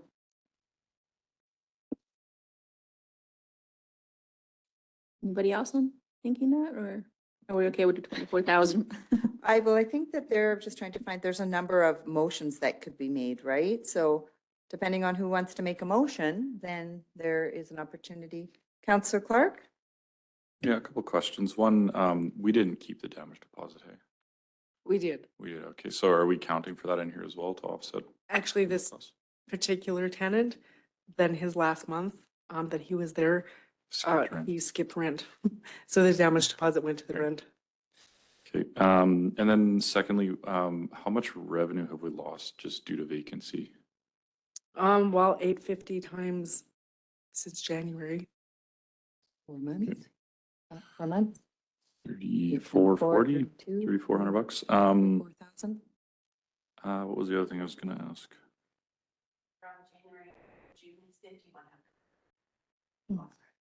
$5,100 of lost revenue since January, from January to June. So we need to get it repaired and back on the market for affordable renting. Just waiting on Councillor Clark. I can't remember the other question I had, so that's. It'll come back to you. Councillor Sheriffs? That's what I'm kind of trying to get to. I mean, we are renting them out at $850 a month. Is that right? That's right. Putting $24,000 into it. I mean, it would take quite a bit to recoup any of that money. So seeing the rental market at $850, I'm not sure if people should expect a brand new repainted, refinished carpets, floors, etc. Like it just doesn't make sense to do that much work for low income affordable housing repairs, I don't think. So I guess maybe just to kind of go off of what Counselor Sheriffs is saying, if I just look at one of these, there would be, so I think what you're trying to say, Monica, is condo wall repairs, like you would do the repairs to the wall, you'd prime and you'd paint. You would repair the lino flooring, rather than installing the, luxury vinyl plank. You would clean the carpets. Are there tears in the carpet, or does it just need to be kicked, re-kicked in? And, because I mean, you could just re-kick it and clean it, right? I think so. Yeah, rather than repairing. So there would be that, closet door, probably, no, okay, no closet door. Hardwares and nosings that are missing, you probably want for safety or something, I imagine, like handles, cupboards, things like that. And nosings typically are like between your flooring, right, and stairs and things like that, so that might be for safety. Demolition dump fees and cleanup. So the demolition and the dump has already been done, right? So whenever the tenant first left, we had to have a contractor go in and get rid of a whole bunch of stuff that was left behind. Okay. Yeah.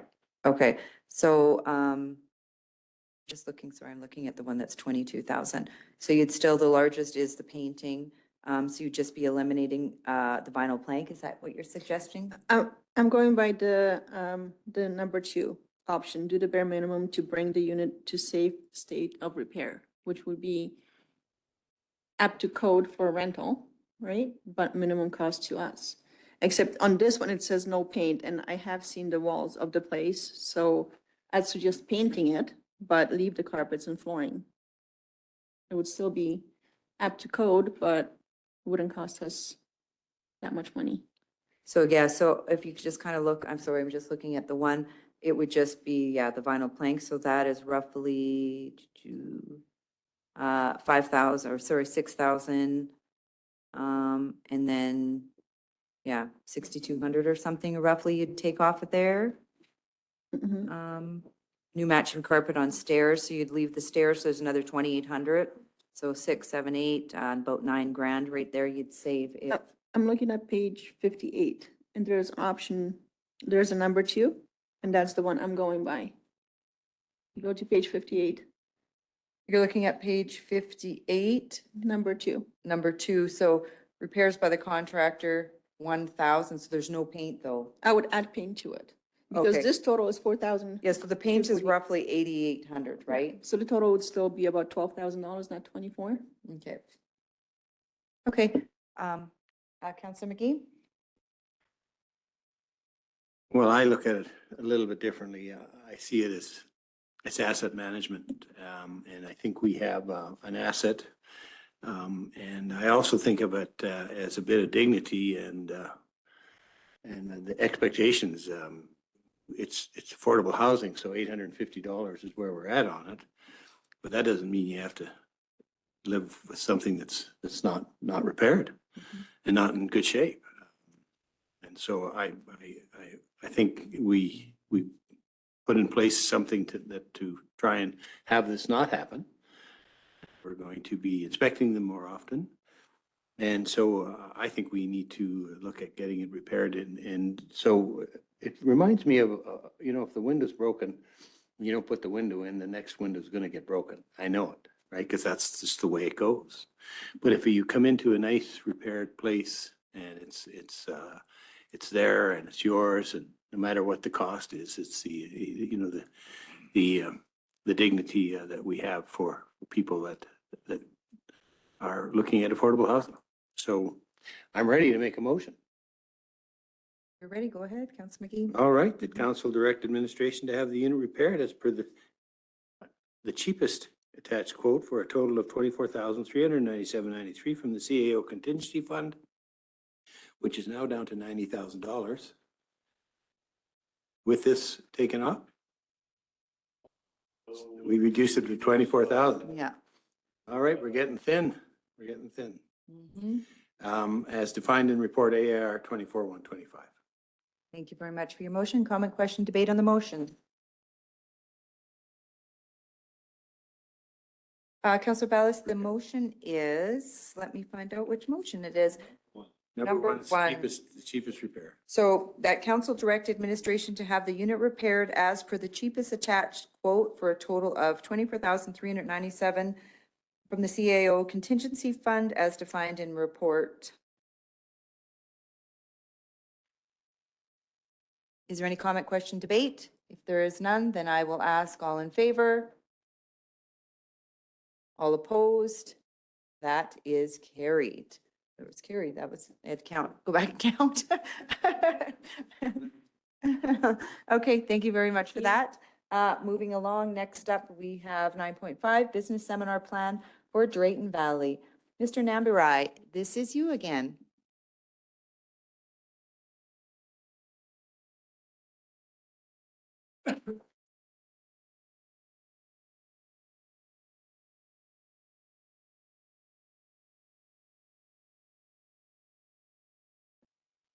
Hello again. So just presenting on a business seminar plan that a private company reached out to us for to host here in Drayton Valley. So IAP Mattress Manufacturing Limited, owned and operated as Canadian Classic Home, is a retailer, wholesaler, and manufacturer of mattresses, bedding, and sofa sets with a presence in the city of Edmonton, town of Drayton Valley, town of Edson, and as well in the province of Saskatchewan.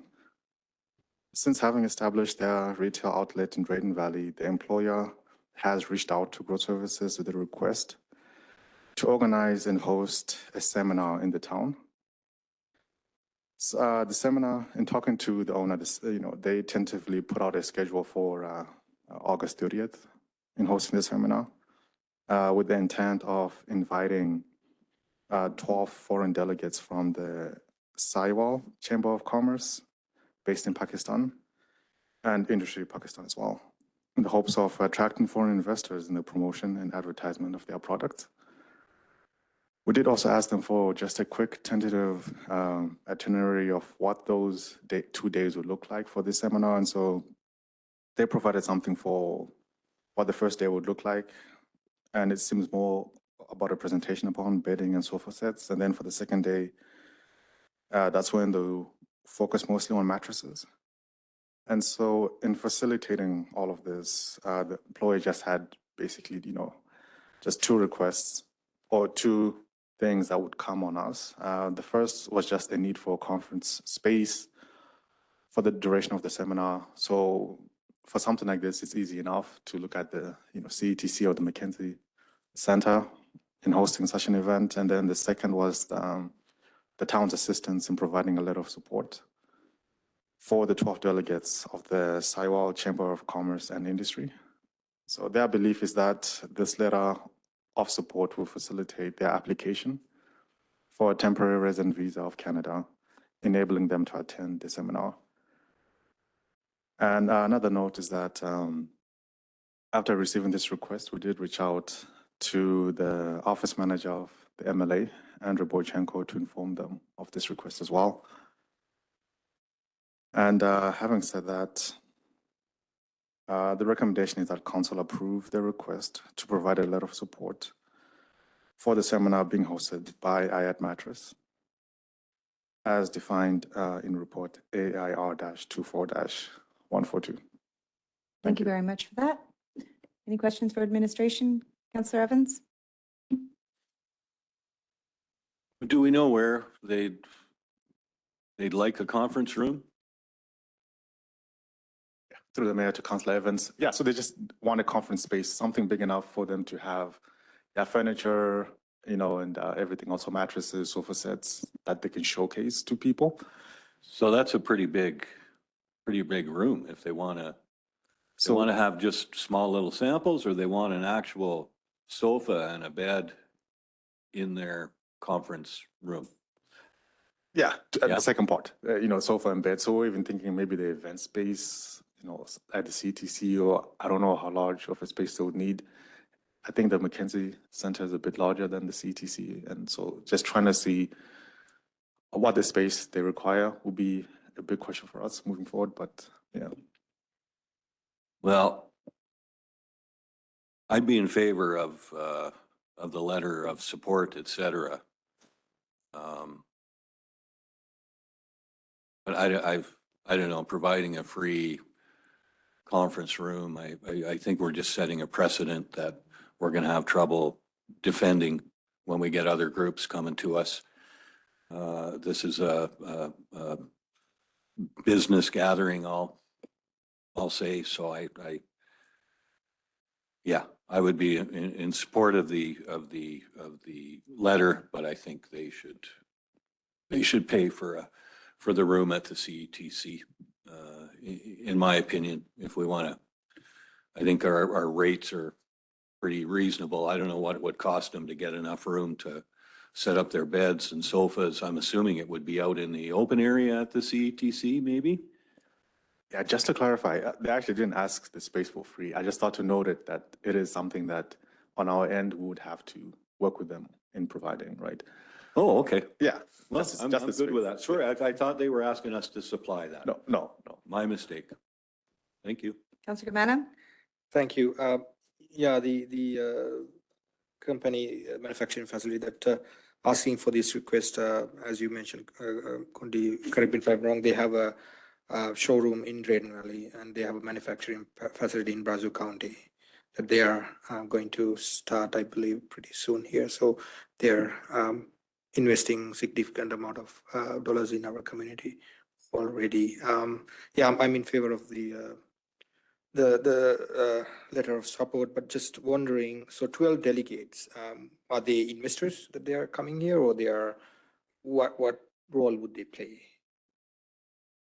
So through the mayor to Councillor Gamana, so those 12 delegates will be from the Chamber of Commerce from Pakistan. And our understanding is with this event, this employer is more or less just hoping that these members of the chamber would, in a way, help to facilitate investments for them to probably further expand their services. As you already mentioned, they do have an establishment here in Drayton Valley. So in talking to them, I wasn't thinking that they were looking to more or less, have those investors bring something in Drayton Valley, but more or less like try to expand outside to other municipalities as well. Sort of my understanding. Thank you. So it sounds like it's kind of a kickstart to your RES program that we didn't really have to do a lot of the work to, that hopefully other manufacturers will come, right? Sounds like, yeah, I'm in favor of the letter of support as too. I was just trying to kind of understand what the ask all is from them as well. I know they have a business that's opening up and they're requesting council to come to do the grand opening or ribbon cutting. I think that the date slated will be June 3rd or something, but now hearing Councillor Gamana say that there's also manufacturing connected to this, has Brazeau County been invited or? So just to clarify, so they're actually two separate businesses. So so the one that has, so it's actually right across from ATB, I think. It's really close, Classic Home. Oh, so, okay, yeah, So I don't know if you have seen it on your way here. yeah, we went there and did, yeah, So so that's Yeah. the one that we did the the grand grand opening. opening for. Yeah, So for that business, they don't have a manufacturing in Brazeau County. They just have the retail store in Brazeau. But then the one that is hoping to have a grand opening, that's a separate mattress company as well, coming to Drayton Valley. So so which one is this one? The one, so this is the one we already went to already. oh, gotcha, okay. Yeah, and so they're more or less just looking, from what I understand, franchise. So looking for investors to franchise their business in a way. Okay, Yeah. okay, thank you. Sorry about the confusion. I thought That's they- okay. same- I just trying to, yeah, I was thinking, oh, you're getting manufacturing here. We didn't have to do a lot of the resourcing or work. So there's a kickstart to it. Okay. Is there a member of council? If there's no further question, I'd like to make a motion. Councillor Gamana?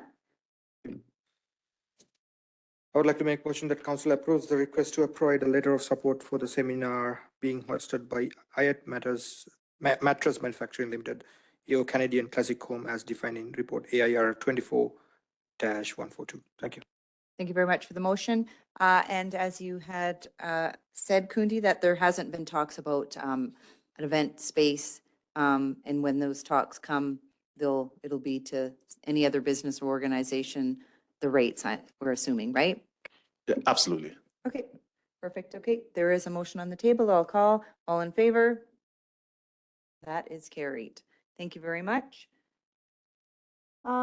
Next up, we have, number 10, which is council initiated items. I do have several, so they do, I'm going to just go kind of through the list here. Nancy, are you ready? Because these are a lot of emails that came through, so maybe we can kind of respond just to all of them. There was an email that came through about the Métis flag for June 21st. June 21st is, I believe, National Indigenous Day, so there was a request for that. They're looking for a decision. I'll just bring that email up.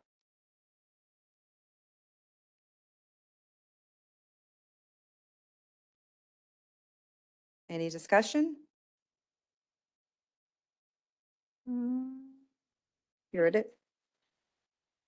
No, this is different because we just did this. So what, that was Louis Real. Yeah. Thank you, Colin. Okay, so this is, this came from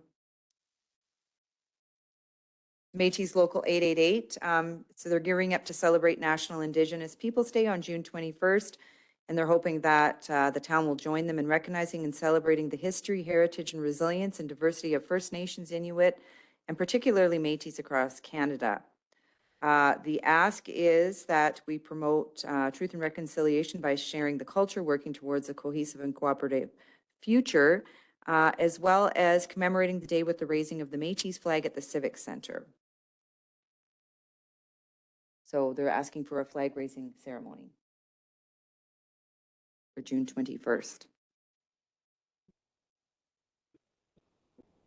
That was for Louis Riel. Yeah. For a motion on all of this, or can we start in a second? Yes, we're looking for motions because these all need to be responded to and we've got tight timelines. So our administration needs some direction here. Councillor McGee? Well, I make a motion that we accept the information and that we set up for a flag raising ceremony on the date that we have. Okay, and with that motion, I would just suggest that make sure that there's available councillors to attend. Thank you for the motion. Any comment, question, debate on the motion? I'm going to go to Councillor Kamana first. Sorry, just again, what was the day about? Sorry? What is the flag racing? So it's National Indigenous Peoples Day on June 21st. Yeah. So the Métis Local 888 is asking us to celebrate history, heritage, resilience, and diversity with them and do a flag raising of the Métis flag. No. So once that, if the motion and direction is made, then administration will work with the group to decide what time the ceremony would take place. Okay, Councillor Clark? Yeah, and I think just to clarify, that's just for that calendar day. It's just for the day, yes, yes. Okay, there is a motion on the table or on the floor. I'll ask all in favor. That is carried. Okay, next up is July 1st, Canada Day. Ms. Thompson has sent out several invitations to everybody. There's a lot happening that day. We've been invited to the pancake breakfast in the morning, the parade, and the cake cutting after, and speeches and all of that. So typically we always go. It is in our procedural bylaw, if I'm right. It is in our, looking at Jenner Bree. It is in our bylaw that, yeah, council does have to attend July 1st. It is, yes. Yes, it is in there. It is in, maybe it's not a, or not procedural, what's the other one that I'm trying to think of? Council remuneration? That's the one it's in. Council remuneration, sorry. It is in there for attendance, so. What's it? But not be paid, yes. What if I'm traveling? I'm not here. Then you'll be fined. Okay. No, I'm just kidding. I'm just kidding. You can just well wish us from wherever you're traveling from, and that would be fantastic. So I guess I'm just asking, is council going? Is administration putting in a float? Are we kind of doing what we do every year, or what is the discussion around this?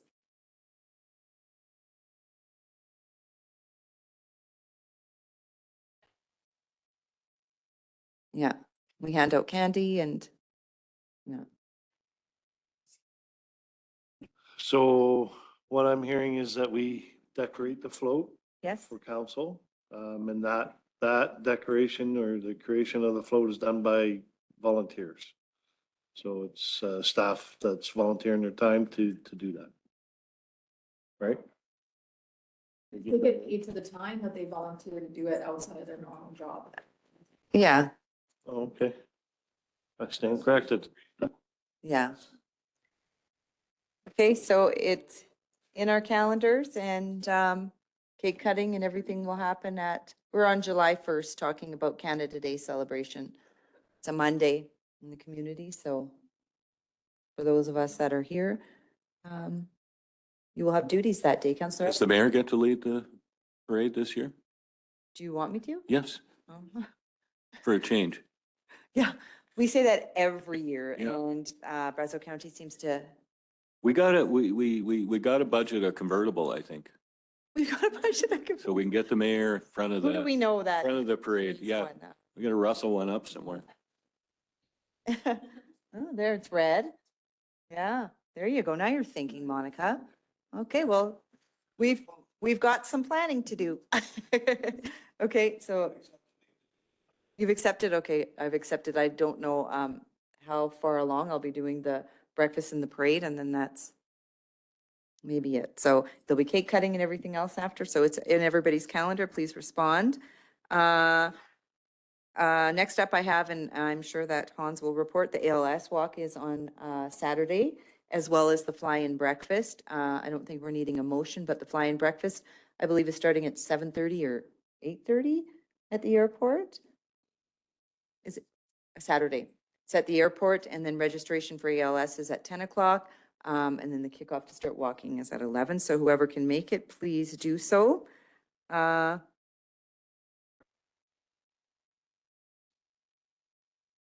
Okay, so those that can go, go. And it's good to support. We get, see everyone that flies in and meet and greet and. Should be able to manage their time. And yeah, to do both, we should be able to all do it. So if you're around, perfect. Just responding to a email that came in that is looking for a response by June 7th from Africanville. I cannot attend. I will be away in FCM with Councillor McGee and Councillor Gamana. So I'm not sure if anybody else from council is attending. It's not in our community, it's in Edmonton, but the invitation was nice. If not, we should just respond and say thank you very much. Not sure if anyone's interested in June 7th. Okay. Okay. Okay, I'll just respond with a thank you and that's that. Okay, all the other ones, I guess I can kind of, oh, I do have one on here for Alberta Council. So we do have a workshop coming up on June 25th to discuss some of our priorities that are on the list. One of them being, I'm just going to pull it up here, is our housing or affordable housing and things like that. I just wanted to know if we want to maybe slot a little bit of time that day to talk about economic development.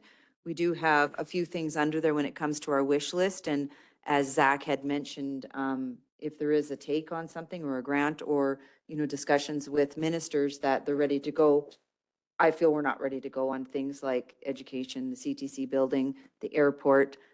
Maybe we need to do a little bit of prep. So when he says, what exactly are you asking for? We know what we're asking for. So I guess just to sharpen our pencils on those things. And then maybe anything else that, healthcare and all that as well. It'll be going into month 2 or something that we've signed up. So I imagine he's going to start to put, some work towards that lobbying. So I think we need to be ready of what our asks are. So we've started our list, but I don't know if we're confident of what exactly we're asking for. Thoughts? Miller? No, I was just gonna say, I'm not gonna be here, as I mentioned. Oh, on the 25th, sorry. Yeah. Yeah, I went and looked at my calendar. Okay, so when are you gone again? From 12th till 15th of June. 12th of June to 15th of July. To the which of July? 15th. of June. 15th. And we felt that like the 10th or 11th, I guess the 10th, everyone's away. So let's say the 11th would be too soon for administration to have Anything together for housing?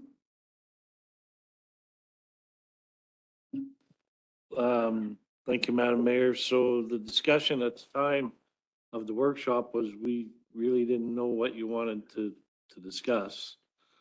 So I think it's a good idea to review the lobbying priorities and flush those out a little bit more.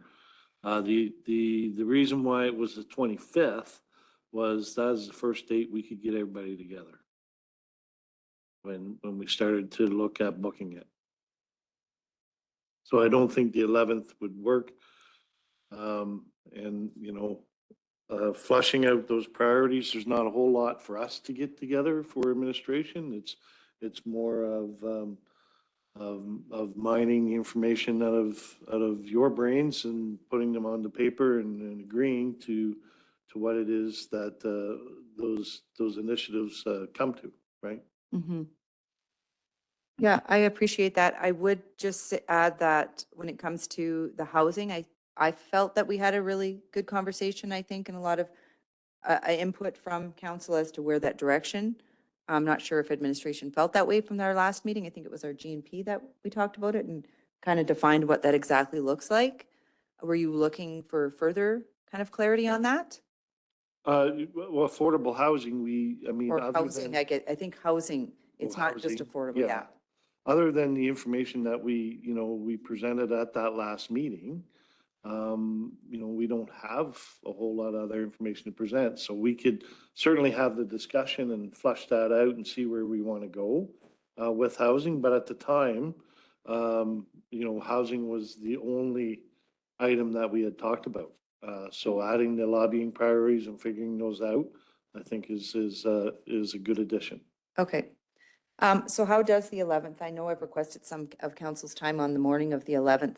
How does the rest of, or a couple hours or a few hours that day work to talk about housing and to talk about our advocacy efforts then maybe?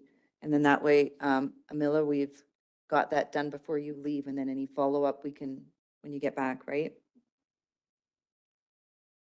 On the 11th, that's about the only day, yeah. Yeah.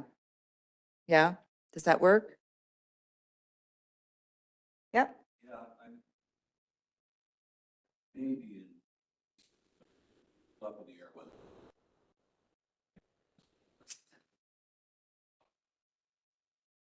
I want to say no.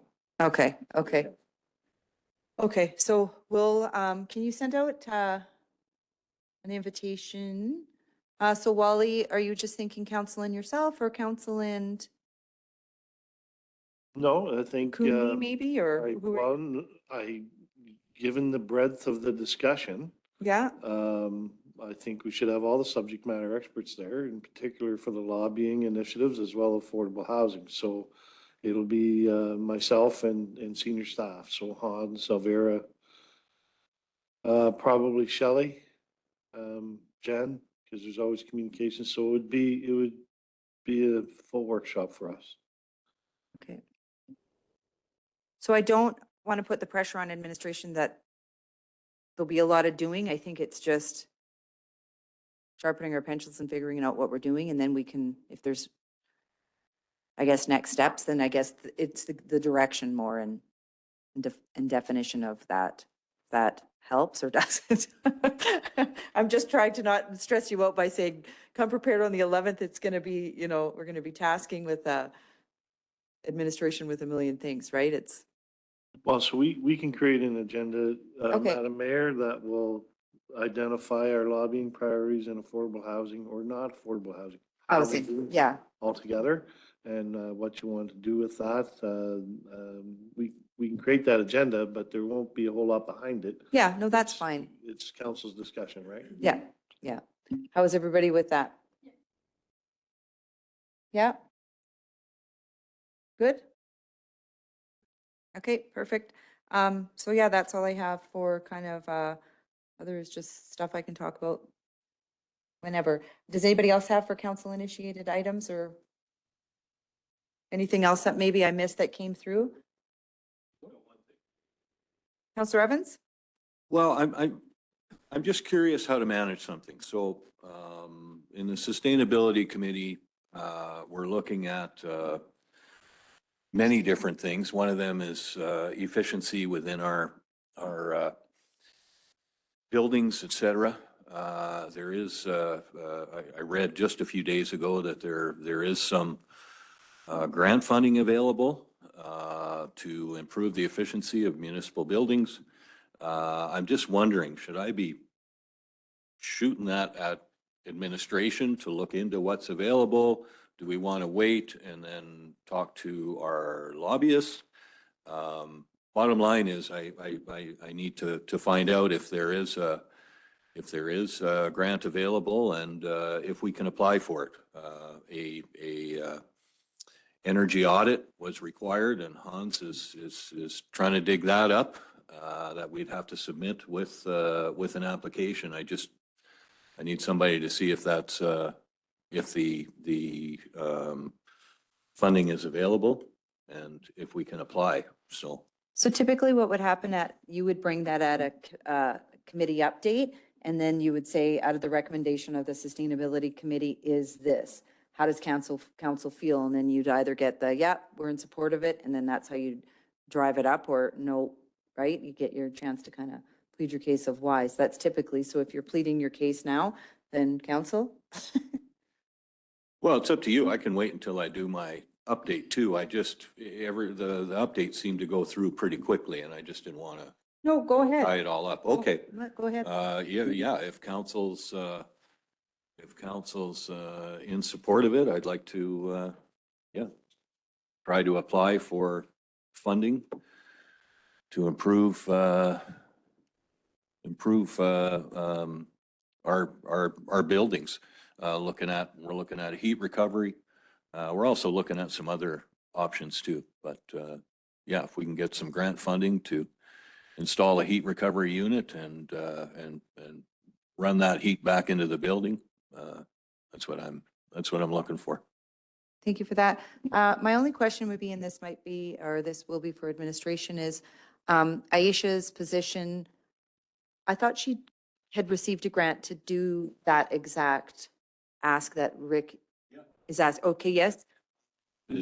Hans is looking to see if it's around and if it's available. It should be there, and if we submit an application for the grant, that needs to be part of it.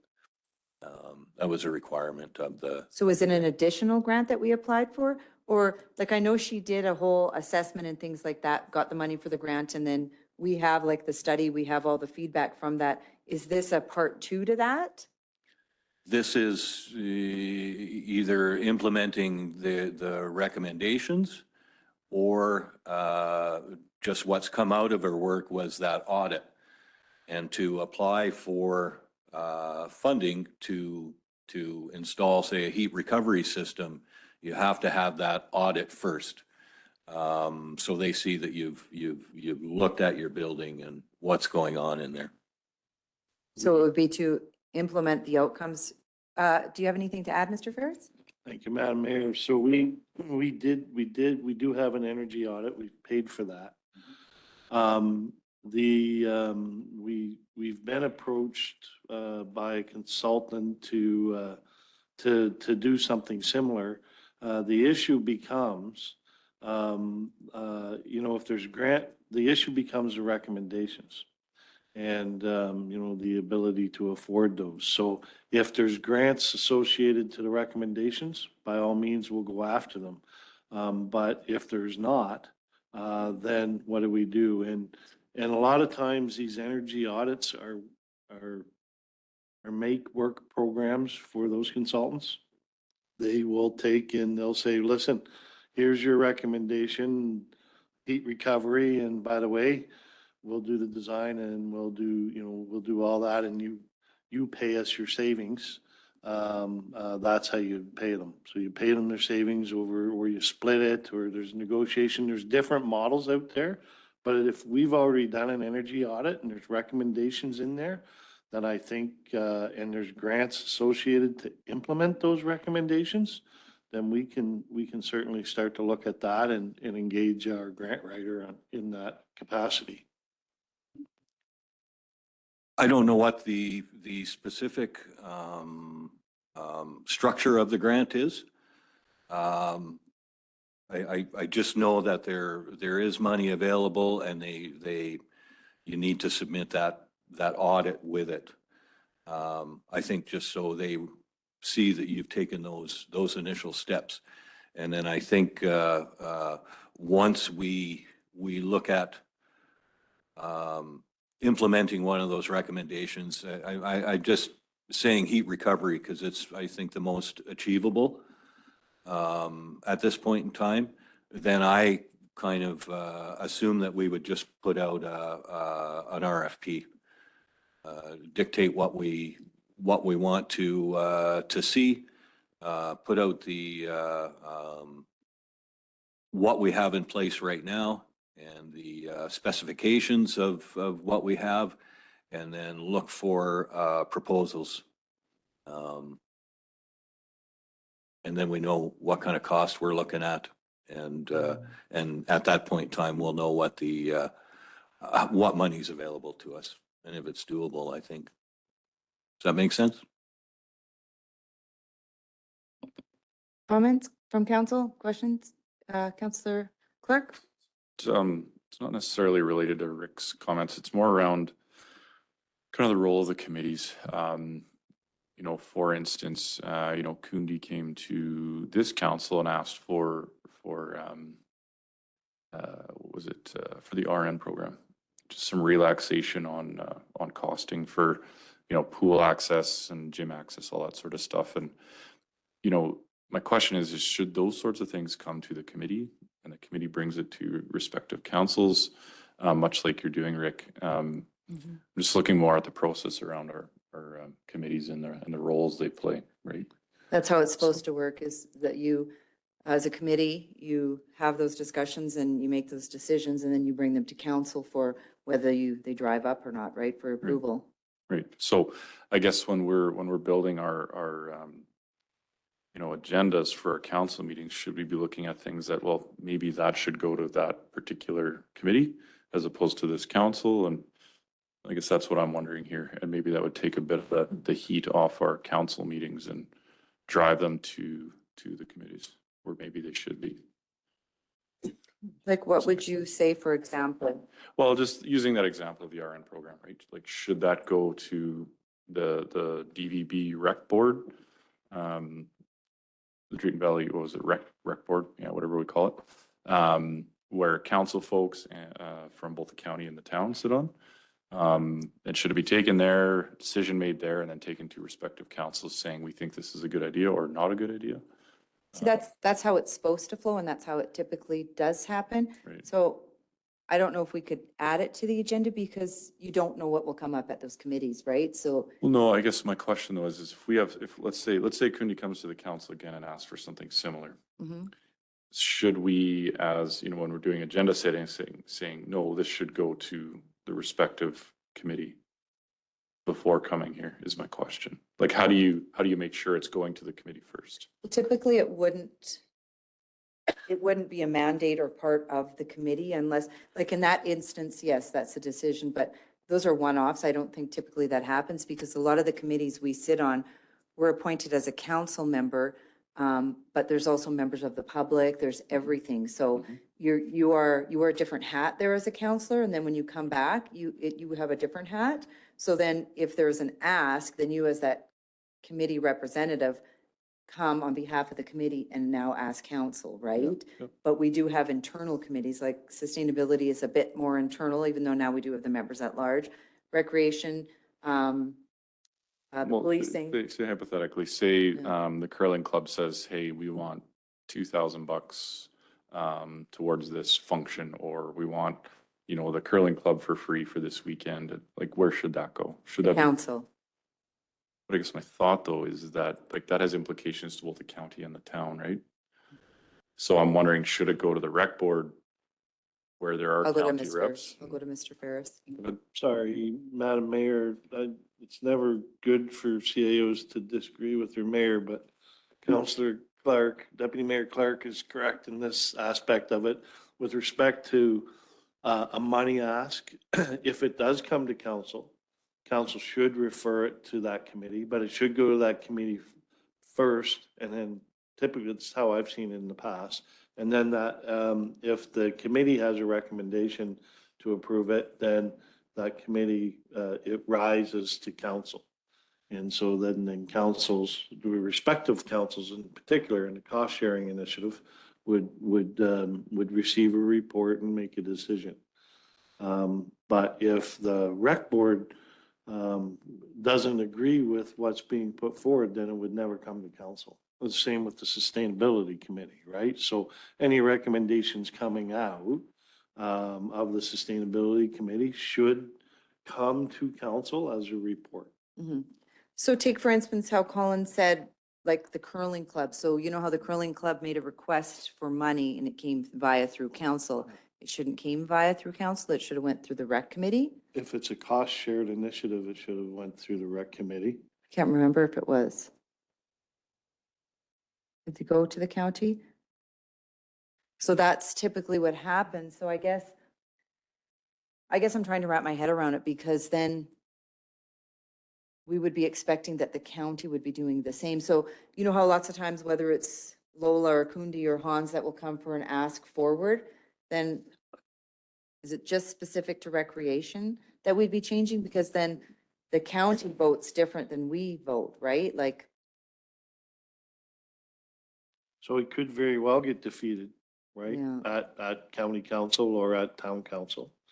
You know, I think we did have an issue that came out of the rec board, committee. And, I believe, I can't remember what it is, I'm sorry, but I believe the town approved it and the county said no. And so, you know, we didn't move forward with that. Hans, I don't know if you remember what that was? No. So sorry about that, but yeah, that's typically how it would work for those, you know, established committees. If it's a one-off and it's 100% the town's business, then there's, you know, it might bypass a committee and come to council first. yeah. And if council would like to have the committee debate that, then council can defer that item to committee for debate and report back on it after. That's typically how it goes. So Councilor McGee? we're in this discussion under agenda item, council initiated items. So we just initiate something. That's, I think, where the problem lies. Maybe we got to take that off the agenda and we have a roundtable discussion, because we have a roundtable discussion coming up. But council initiated items, saying right now I want, and I've had a citizen call me about water at the dog park. What do I do with that? Where do I line it up? That's really, and so how should it get entered into our discussion, right? Is that a recreation board, or is that sustainability committee, which I think should be? Just kidding. Let's not get too hung up on. I'm just kidding. On process. I am not just kidding, but we have to be careful with how we. I understand, and Spend time I, on this. you know, we haven't finished with Councillor Evans' item. Yeah. And what, you know, I was gonna say is that if, any of the council initiated items, if they require, you know, a substantial amount of work, like this one does, then we need a motion of council to direct administration to perform that work and bring a report back. So I would be asking for that motion in this case, because we already have a full plate. We've had a discussion around economic development today. And, you know, there's a move to add one more item onto the plate. Okay, well, we can add them, but, you know, there's a lot of concern about things not getting done. So you're watering down our ability to perform those, you know, major projects that we have on the go and our regular jobs. Remember that projects are an add-on. Most of the positions in here are full-time jobs already just to operate. So, you know, every municipality does projects, of course, that's how we work. But we have to keep that in mind. So when you're adding things onto the work plan, then a council motion is required. So on this one, we're happy to have a look at it, but, you know, we will need that direction formally from council.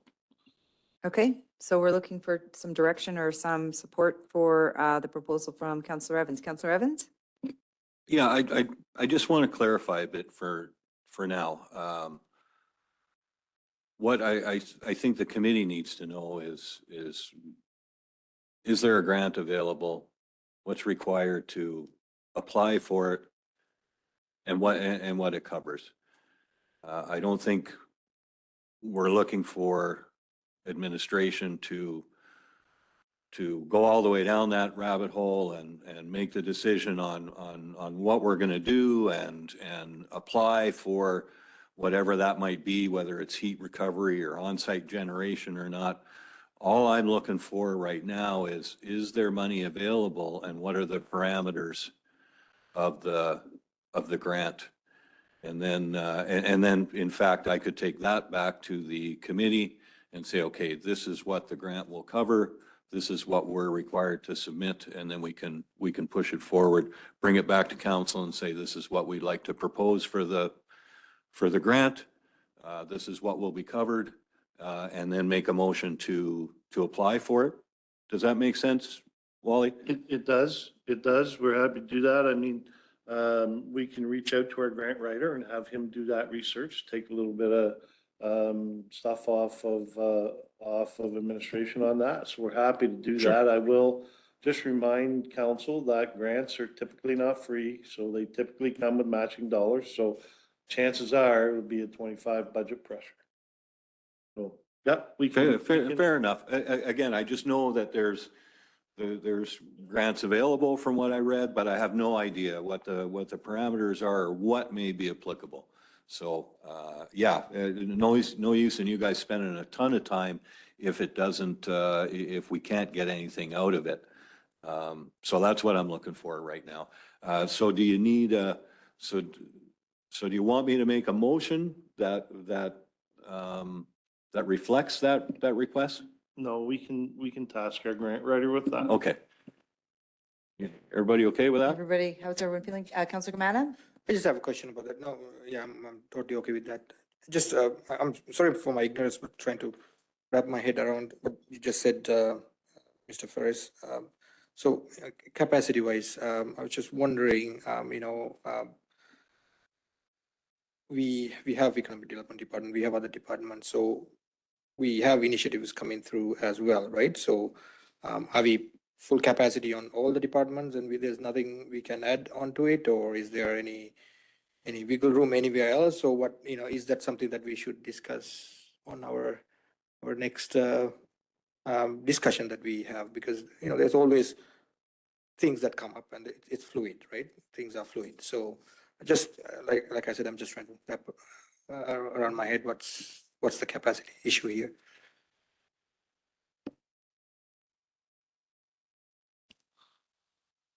Well, I think I understand your question, Councillor Gamana. The capacity issue, as I've been telling you since I've got here, is that you're thin. We're thin on resources. The resources that we have full-time jobs to operate the town, to plow the roads, to cut the grass.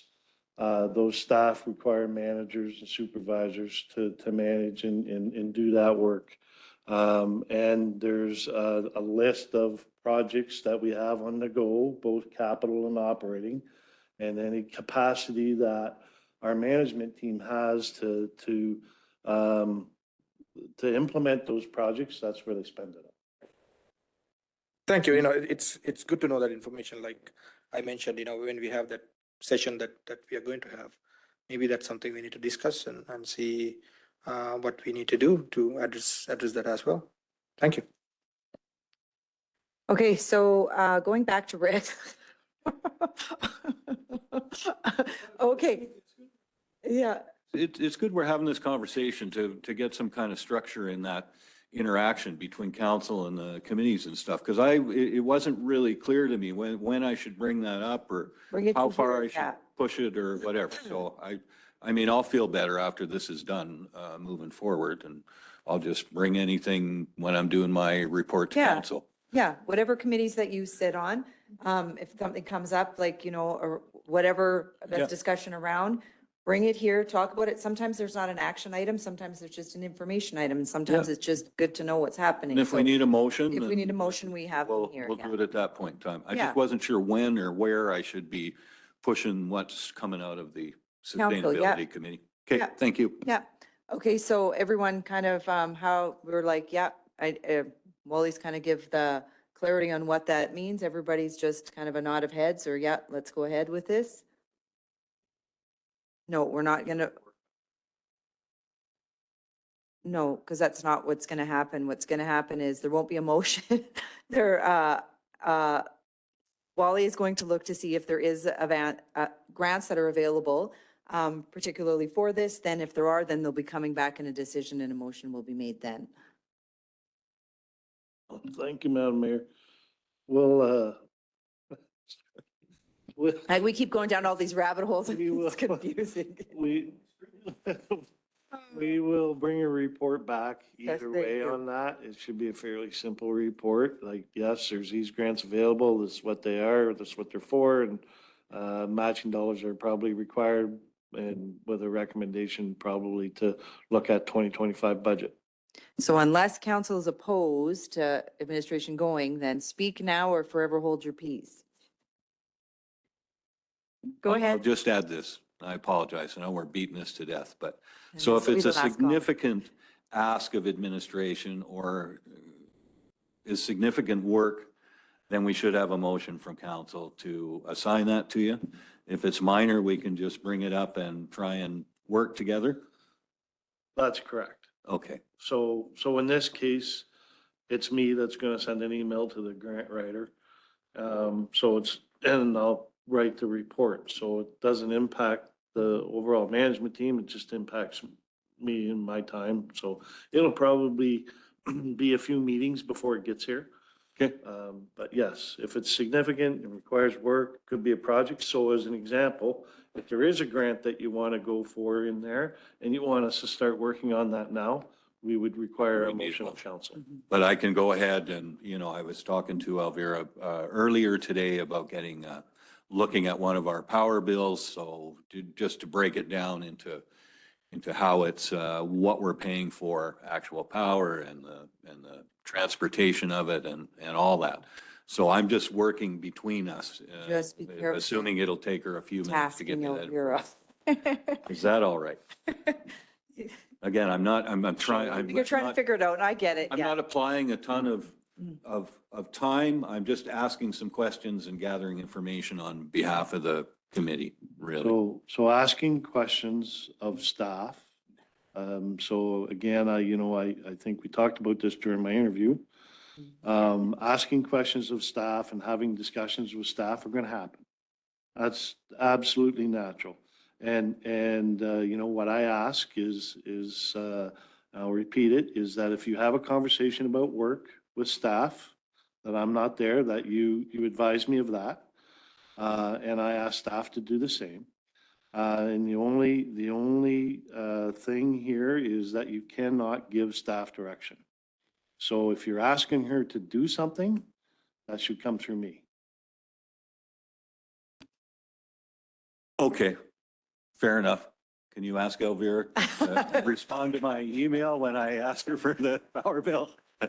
But I understand that, Wally, and I agree with it. I understand it puts you in a difficult position if you got counselors running around assigning people duties to do. That's correct. And I agree with that 100%. Well, that's good because it is, I believe, legislated. Okay, are we good? Okay, so does everyone kind of understand their role as representatives on committees and what they need to bring to council and what they don't and everything? How it works?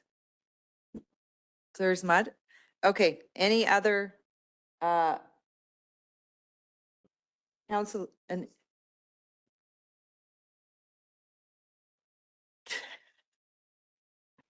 no, this is, so as, okay, I feel like this is my first council meeting.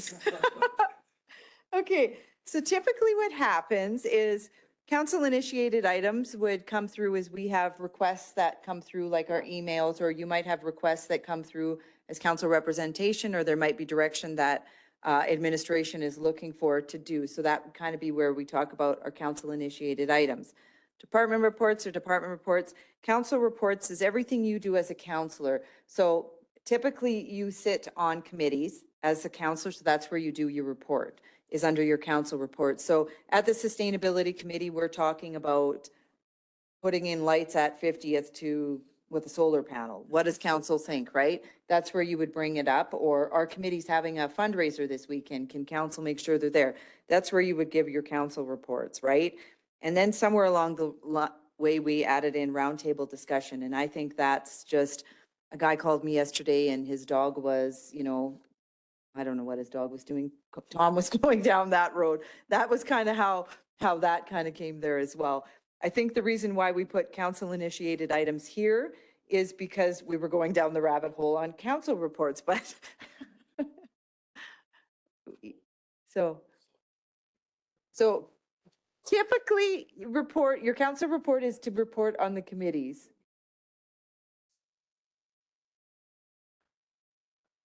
Bring it up. Okay, go So ahead, Councillor. The rec board, we talked about natural gas to our facilities, the rec facilities, and question was asked, can we use Evergreen Gas Co-op's distribution system in our municipality? Or are we precluded from doing that because of some agreements with ATCO or whomever? So the question is from the DVB or the rec board is, can we pipe Evergreen Gas Co-op's gas into our facilities? And specifically the rec facilities? So, good question. So what should happen now is that a motion of council to direct administration to investigate that, and bring back a report on that, because there would be implications to that. Yes, we do have an agreement, but what does it take to get out of that? What are our costs? All those things. So it's not a straightforward yes or no answer. It's here's what's involved. So now we would take that direction from council through a motion to bring back a report. Okay. But the only thing that I would caution you on that is this coming as the committee as the whole, or is this coming from you? We talked about it at the committee level and we said we don't know the answer to that question, so we should find that out. So you might want to have further conversation at the committee level before we make a motion to direct, because if Brazeau County is not on board, or if the other, that's what I'm saying, the whole committee, right? Well, I think that they were on board. It was just, what is it like? Are we going to save money? Yes or no? And then can we actually do it is the other question, right? So we don't know that answer and we can't go any further with that conversation without this information, right? So yeah, and you can't work at the committee level to figure that all out. Well, typically you would work at the committee level to figure that out. I don't recall the conversation at GMP. But no, we would still need to go and assign resources to investigate it, research it, develop a report, bring it back for council. yeah, and Hans is there, right? But we can't direct anybody to do anything really at an administrative level, at the committee level, correct? Correct. The committee, any recommendations coming out of committee should rise to council. Look at the look on Amila's face. Oh. Yeah, and that's what I'm saying. Have they determined a work plan as a whole? Or the committee may have a work plan. So if that work plan's been approved by council and there's items in the budget to address that, then that's fair play. But if it's a new item and it's coming through committee, it should, and the committee agrees and they want council to have a look at this and pursue this item, then council needs to give us, staff that direction. So is county council taking it to their council? I don't believe so, because the questions are, is it within the town's boundaries, and the county can answer that question, right? And the other piece is, sorry to jump in, but Evergreen Gas Corp is rural, right? Mhm. Are they allowed to come to town? And Yeah. there's some jurisdictional issues as well with Alberta, province of Alberta. So that's something we need to figure out as well. So there's a couple of questions that we need answered before we can take that any further is the point, I guess, right? So, I guess, does this council care about that? Do we want to look into it? There's potentially some cost savings. Who knows? Maybe they're significant, maybe they're not. I don't know. We don't know that until we look at it, right? So, Mhm. Yeah, I think like the number one question would be like Camilla had said, right, is if that can even possibly happen. And then I think that's a simple question. And then if it can, then would lead into, I think, all the other work that would go along. And if it can't, then we know, right? yeah, so that's what I'm asking. Is it possible? And so who takes that away is, Well, I think, in my opinion, that question should have been determined at the committee level because there's no work. It's just can they provide gas to the town of Drayton Valley, right? So that would be like a Lee and a Hans thing. And then it's a question. And then if yes, it is, then there's direction for work to now pursue that. But if there's not, then. Sorry. The question being asked is, can we do it? And as I kind of indicated earlier, well, you know what? Probably, we don't know. We have to review our agreements that we have with our current providers. Is there out clauses? What are the impacts of those out clauses? So it's not just a yes or no. There's a bunch of stuff in there that has to be researched. Probably have to get a legal opinion on breaking the agreement and all that good stuff. So it's as simple as directing staff, bring back a report on that, so you can have all that information. yeah, and I that's say fine. it's simple, That's why I'm but- bringing it. That's why I'm bringing it. So say that's why I'm bringing it here is I'm looking for an answer. And so is council on board, yes or no? With proceeding with that?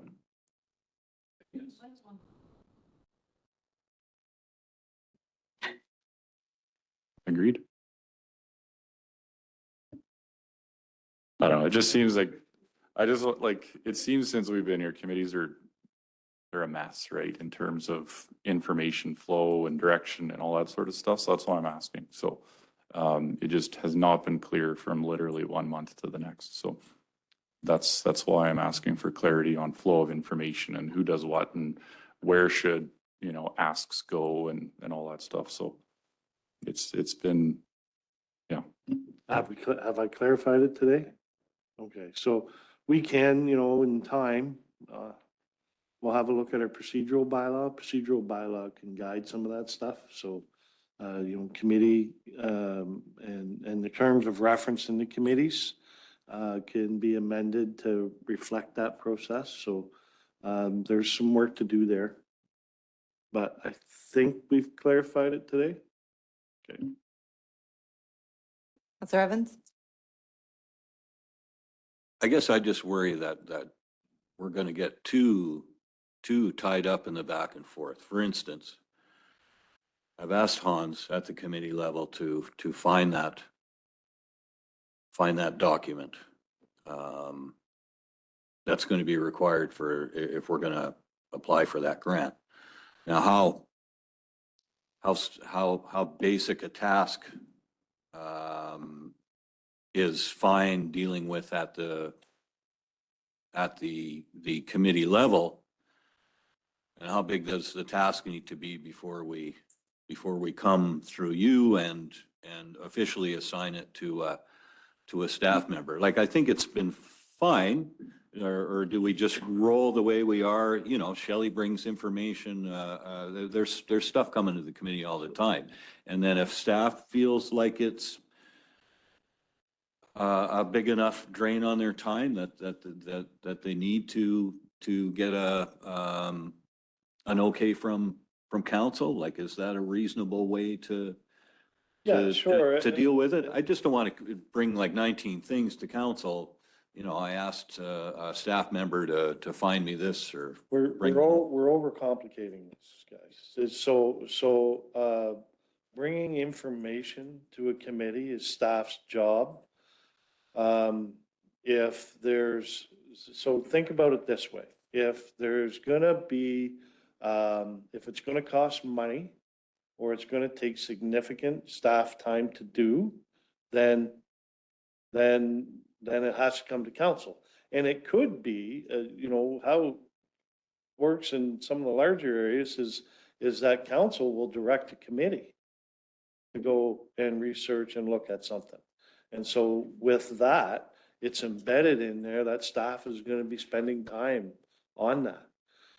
So if it's going to take significant amount of time, if it's bringing a document and sharing it with a committee, that's part of what they do. So that's fine. If it costs money or if it's going to take significant amount of time, then we need a council motion. Okay, any other council lunches here? So maybe what we'll do is we will break for lunch and reconvene at what time is administration? 1 o'clock? 1 o'clock. Okay, perfect. Okay, we will reconvene our meeting back at 1 p.m. and we'll jump into our department reports. Here we are. Starting with Community and Recreation Service Department report. Mr. Hans van Klaveren, good afternoon.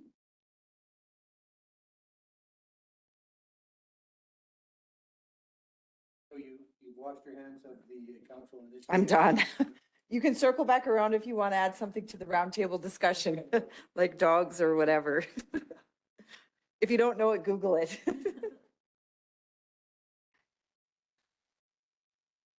Good afternoon, Council and Mayor. So here's the report for Community and Recreation Service Department. So a couple of items that I want to highlight in this week's report.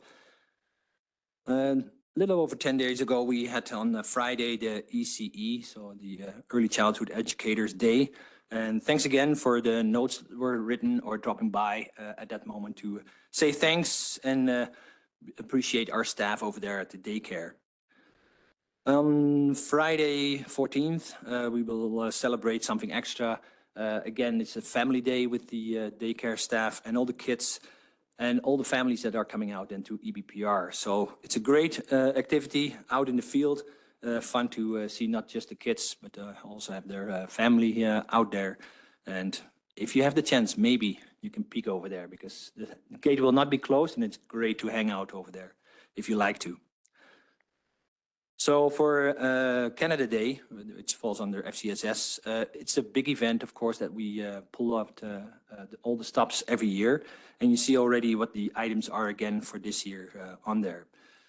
The item at the bottom, the fireworks, will be at dusk, but at the current fire state that we are in, or currently a fire advisory, will not have fireworks yet. So I think it was asked earlier as well to our fire department, do we expect with the rain a change in that? At the moment, not yet. So fireworks are still not 100% confirmed that they can even take place. The Omniplex, most of the items over there are May related. So all the events that happened out there at the Omniplex location or MCC, a lot of those events, they were successful. Continuation of events that annually happen, for example. So it's great to see those returning again this year that we saw with a lot of people coming out. Fundraiser, for instance, for our relationship community in Ghana. The Air Cadets having their annual march again and reception, or the animals that we, of course, host in our Omni One, where we can have the beef sale. There's a lot of events also coming up in June, and it's a busy month. So if you're coming into Drayton Valley in this weekend, we have the ALS Walk for ALS. It was already earlier mentioned, happening at the West Lions Park. We have the triathlon happening as well in that same area, so it's going to be a busy area at that moment. We have the fly-in event happening at the airport. There's a disc golf tournament happening the whole weekend at Eagle Point's Blue Rapids Park.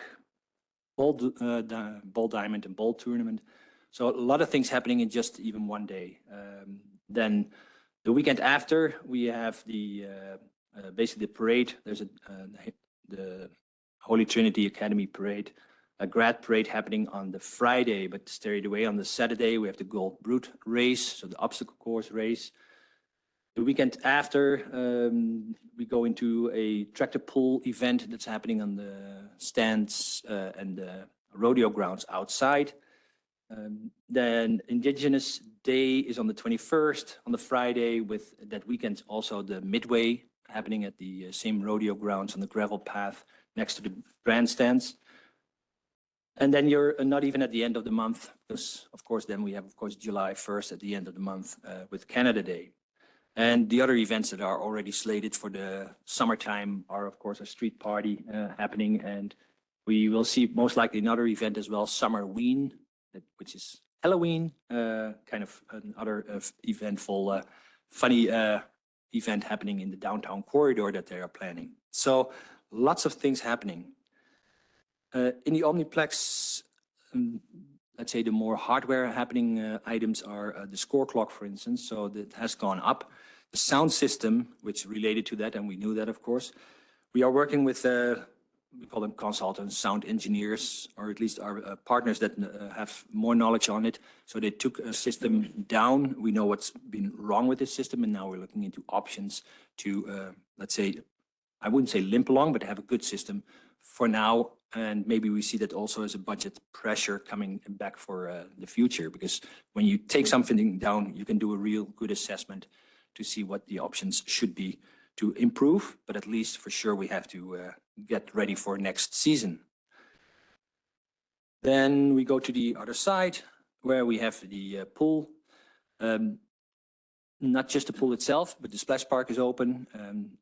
We are of course happy with a little bit of rain and cooler weather, but it also means that not every day the splash park will be visited / even open. So we always keep an eye on it, even in the morning when it's rainy, and we don't turn it on straight away. We test, but might not just turn it on at that moment. We keep an eye on it for the rest of the day. Maybe it will be better. And for sure, on a daily basis, we take that assessment and opening it up. The Lifesavers, so that's our junior lifeguard program. They're going June 8th and 9th to Victoria for the nationals. And yes, they are still working to get a couple of our participants to the Worlds in Australia later in August. Community services, you see the note over there for the Warming Heart Center. It's of course a continuous service that we provide over there, or at least with our partners they provide.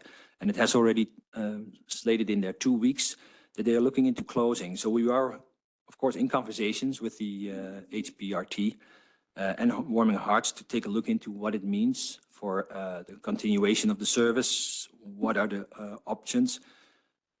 Just to get on with it, because basically volunteers-driven organization is of course hard, but we have an obligation, and of course with the province, we made them aware of potential closure for, let's say, that continuous service not happening for those 2 weeks, but we are working with them and are in conversation.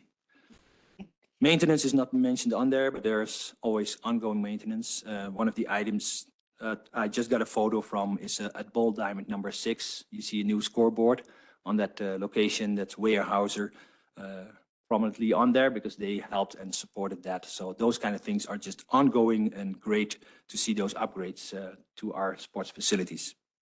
So with that, if there's any questions, free to ask. Thank you very much for your report. Any questions? Councilor McGee? HBRT? Did I miss that acronym?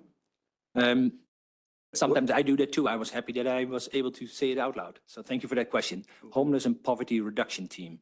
So it's basically our group as municipality that we signed the agreement for that daytime shelter, which is run basically as Warming Hearts Center. Right. Okay. So is that committee still up and running?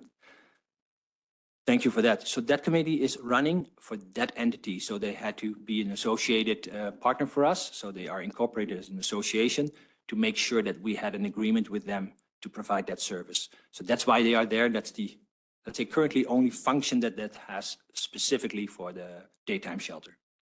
And Hans, are we getting a full house in the pods these days as summer approached? And thank you for that question, and through the chair to Councilor McGee. So basically, you can say, yes, we are full.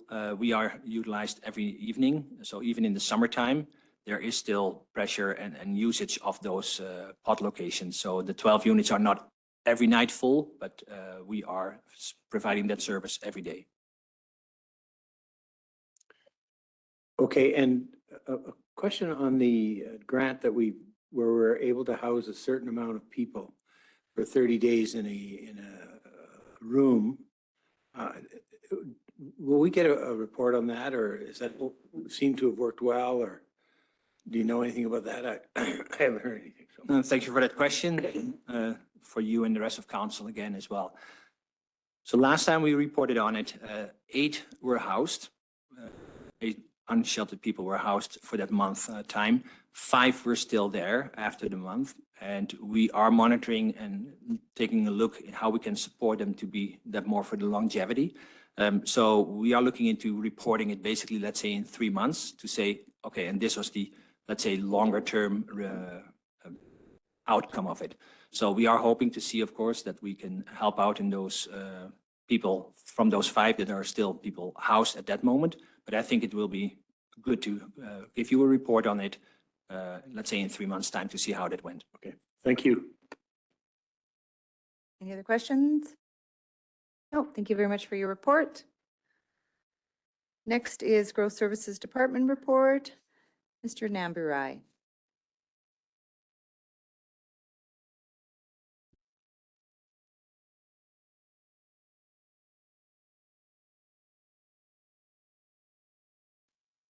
For the Growth Services Department report, under economic development, just wanted to update council on that. The Rural North Stream program is still active and going well. In total, we've received around 259 employee applications. Outside of that, just also wanted to provide an update that the KPMG industry gap analysis and education needs assessment, that's all done, and it's something we're looking at bringing forward to council. And just as a quick note, we did hear back from the Drayton Valley and Hospitality Tourism Authority that unfortunately their grant through Travel Alberta was not accepted, it was declined for the Drayton Valley campaign. So I just wanted to give you just that quick update. And we're notified of this May 21st of this month. Moving into education, so we have now completed a first draft of our education management plan. And so this plan is something that would try to provide a vision for what education will be. And so it's something that we will send out internally at first, just to get a bit of feedback on. And also we are proud to announce that we have now signed the project charter for the Bachelor of Science in Nursing program, and through the Rural Community Route Drayton Valley. And that we're still working with the University of Calgary on that MOU agreement. And so it's something that should be done shortly. Last but not least, just wanted to update that the library is no longer able to host or administrate the interagency meetings. And so that's something that we've taken on. So Corinne Frezen and the education coordinator has taken that on so that we can continue providing that service for other group members that are still interested. So we had our first meeting in April and just had our second, I think on Monday this week. And that's all for an update. Thank you. Thank you very much for that. Any questions? Councillor Kamana? Thank you. Mr. Niemberg, regarding the rural renewal stream, after the provincial changes that happened a few months ago, has the number of applications fluctuated, or how's that going now with the changes? Through the mayor to Councillor Kamana. So after those changes to the eligibility requirements for employers, we did notice that a lot of the applicants that had applied before were now not eligible anymore. And so there have been a few applications that have been stalled in some ways until they can meet all the requirements. And for a while, there just wasn't as much uptake, but now that's building back up. Thank you. Okay, thank you very much for your report. And of course, we all have Miss Shelley Terry's Municipal Service Department report. If you have any questions, please ask Mr. Ferris now in regards to her report. So as you briefly look over it, is there any highlights or anything that you'd like to point out? Sorry to put you on the spot. You're like, I didn't know I was presenting. It's fine if you don't, but just in case there is something that you stands out more than anything else. No, nothing in particular, other than, they've received $6,000 in sponsorships for flowers. So they're working hard on those and on the beds. So is that more than the last council she reported? I'm not sure, Keeps going up? Well, anyways, fantastic. but just over 6,000 as of May 24th. So, Okay, so yeah, it has gone up a bit. Yep. Okay, and is that everything there?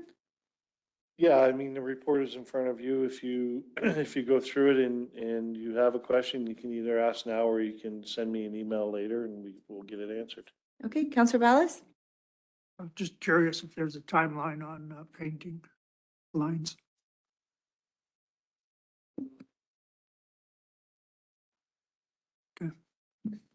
Yeah, it's nice to see that street sweeping is ongoing. I've seen them out and about and signs going up along the community. It looks good. And happy to hear that sponsorships are happening with our flowers as well. I think that's something that we asked to come back. It'll be nice to see that kind of grow and what comes out of that. Councillor Sheriffs. Bill, are you done? Yep, okay. I was wondering, will we be spraying the dandelions this year? Yes. So the dandelion spraying, they have to wait until like all the dandelions are blooming and then they go out and they spray them. So I believe that's happening right now. And it's a good opportunity because I believe they're also getting some of our students trained in how to spray for those weeds. Yeah, I've seen lots of the summer students out and about too, which is fantastic. Okay, we'll move along then if there's no other questions on department reports, and we'll move to Councillor Gavanna for council reports. Thank you. First of all, it's good to have Councillor Bells back. Was a bit lonely on this corner for a while, but we'll come back. On the 17th, ECDC staff appreciation, as well as a meeting with our MLA and Andrew Boychenko. On the 21st was a busy day. Sustainability committee in the morning. I'll let our chair to go through the details on that. And also the Health Foundation meeting in the afternoon. Once again, we discussed about the eSIM lab and wanted to make a motion on that, but we are still committee still doesn't have the estimate from HS to make the motion. So we're still waiting for that information from them. So the motion would be for the ask for financial support? That's right, yeah. Okay. So waiting for the dollar figure, then we can make a motion, the committee can make a motion on that. On the 27th, DV Community Learning Association had a board meeting. On the 28th, joint council meeting, we all were there. And also in the afternoon had the newcomer support team meeting as well, which brings to today. That's it from me. Thank you. Thank you very much for your report. I was going to say, any questions for Councillor Gavanna? I felt the interest when you were talking about the sim lab, just to see how it's coming along. So I seen Rick go for his mic. That's why I thought, well, maybe I'll open it up for questions. You're just trying to be prepared. Okay, you're up next. So go ahead, Councillor Evans. I don't want to take up too much more of everybody's time after this morning, so. Don't hurt your back.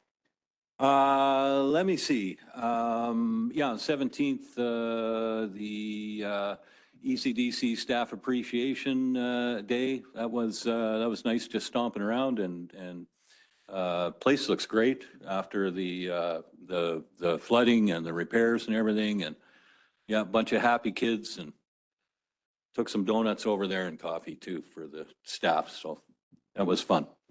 The Sustainability Committee.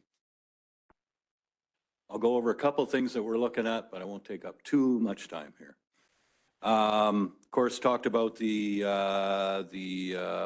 benchmarking and the energy audit that Hans is tracking down for us, as discussed. We're also, I've also requested that, well, the committee requested that Hans compile 3 months of data on the energy used and how effective the solar panels have been at the pool. So maybe if council is agreeable to that, we'll probably bring that to council so we can have a look at how that's working. Looking at on-site electric and heat generation, as we discussed earlier, just digging into that, seeing what options are there, if any. Let me see. We have been talking about on-demand micro transit system or a transit system of some sort. And I think if it might be a more appropriate discussion if something happens with the library and their location changes, maybe it'll be appropriate to have a closer look at that, maybe get somebody to do a little study. But Hans is again, he's had another assignment to talk to Hinton and see what their public transportation costs are. I'm keeping Hans busy. Yeah, it sounds like you are. Hans is like. Yeah. Discussed earlier, the info sheet that we're going to try and add to the utility bill online. And after discussing, we had thought the 72-hour evacuation checklist would be appropriate as a first one to send out to folks. So unless there's any issues from council, that's probably what we'll start with. So over the next couple of weeks from now until the next meeting, we'll put that together and then discuss with how to get it attached. I think that's the high points for me from the Sustainability Committee, and then just attended on the 28th, of course, the joint council meeting that we all attended. Thank you very much for your report. Sounds like there's a lot of things happening at the Sustainability Committee, so thank you very much for that. Sorry, Hans, but it sounds like there's lots of exciting things. The only question I have for you, I'm going to ask everybody a question about their council report. Yeah, well, we ask from our department reports and administration, we put the pressure on, so why not? When is Lanterns on the Pond scheduled? Have you had started those discussions at Sustainability? No, we haven't started yet, but once we get a little closer, we'll go over that. We have noted a bunch of stuff from last year that we wanted to look at. So once we start planning for that, we'll roll some of that stuff in there. And then, yeah, I'll give an update to council and you guys can give me your feedback if there's something else you want to see there. Well, if But- you need any help, Hans, you can let me know and I'll gladly come to one of your meetings and help with planning of that because I do have a. There you go. You heard it here, Hans. Okay, good man. Yeah, so it is on our radar and we have all those notes from last year. Perfect. That Cora kept, so yeah, should be good. I'm hoping for an improvement and a good turnout and lots of fun for the It's always a lanterns lot and of the fun and it's always slated for September, so everybody kind of keep that in your calendars or keep that in mind. And I'll try and do a better job of spreading out the lanterns on the pond this year. Last year was a bit of a dud there. I was telling you, dump them over. And we ended up with a big blob on one side. So we'll try and spread them out a It little was bit. pretty good. Nothing lit on fire like the year before, so it was good. That's one of the notes we got, so, okay. Thank you for your report, Councilor Sheriff. So the same, the ECDC Staff Appreciation Day, meeting with the MLA, joint council meeting. The one thing that I have update on, I set up a meeting with the MLA and fiber optic specialist for the Seniors Lodge through Brazil Foundation because there's no fiber optic internet in the lodge, and it's kind of sad, I think, because it slows connection between families and seniors, and that's the only way they can communicate. So that's scheduled for next month. And later on today, I have a Zoom meeting because I can't attend it in person. It's in Hinton for the West Central Airship Society. So we'll see what comes out of that one. That's it. Thank you very much for your report, and I will continue to have a question for you. With the fiber optics, will there be a cost associated with that, or is that the foundation? Well, the lodge is owned by the province, so it will be on, There'll be under it will them, be there won't be an provincial obligation cost. from us. It wouldn't be on us, no. Okay, and they're just getting you to ask. Well, the RMLA hasn't really been introduced to the lodge yet and stuff, so I thought it would be a good opportunity for him to have a tour of the lodge. I invited somebody who knows something about fiber optic lines to kind of give us an idea for Andrew to present to the province, what it would take, what it would cost, kind of give him an estimate of, you know, the work required and how much it would maybe cost. So yeah, that's scheduled for July 2nd. Oh, fantastic. Good job. Next up, Councillor McGee. First off, library board, we met. They're having some discussions about moving and storage and those kinds of things. We discussed that yesterday as well at the Brazil Foundation. I do know that they're trying to set up a time to meet with Wally and Kundi to have a further discussion on the CETC building. So that's coming up hopefully this week. There seemed to be some flurry of emails trying to nail a date or a time in the next 2 days. So that's, the library board is well looked after and under control. MLA Andrew Bochenko, our meeting with him was, I thought, a pretty good meeting. I thought it went well. We just need to say, as he would say, he needs to communicate better. I think we need to communicate better and stay close because he's an important part of our community. Healthy Community Coalition, the meeting, we discussed, some of you were at the poverty simulator.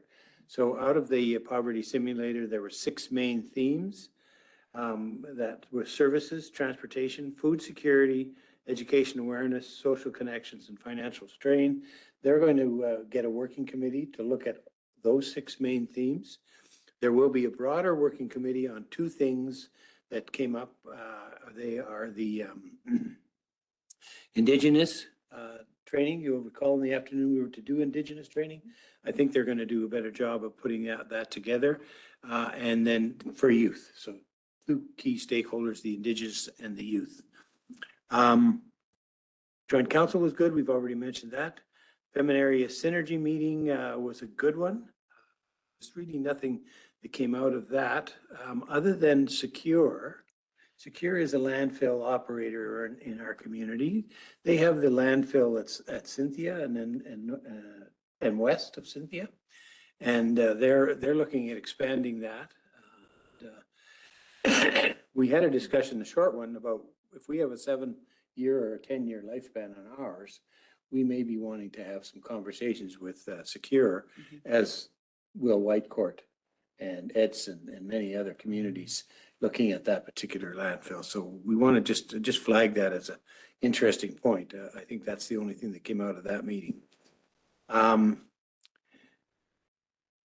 did actually go to the Progressive Conservative meeting in Spruce Grove. Dane Lloyd is our new MP, and he spoke. But the important piece out of it, I think, is that we have the regulars, I guess I would say, Marie Cornelison, Colleen Shakira, Carol Volk, and Rick and Shirley Ennis, who are on the board. So that's will be our community connection for our MP, Dane Lloyd. And Dane, of course, has been there for 7 years, so he has some background, and we'll see how that goes. And I had a kickstand meeting. Kickstand meeting is the youth, and it's under the best. And we had there's a group called Kickstand that brought 5 people out to that meeting on Friday, and are helping us get our youth, that sort of youth hub going. But the interesting number that came out of that, there's 547% increase in our youth coming into the hub. Started out slow. And now we've got just a huge number of people that are coming, and I think it's going to be something that we're going to have to look at and be aware of. What we're doing with our youth, a lot of issues out there, right, Lola?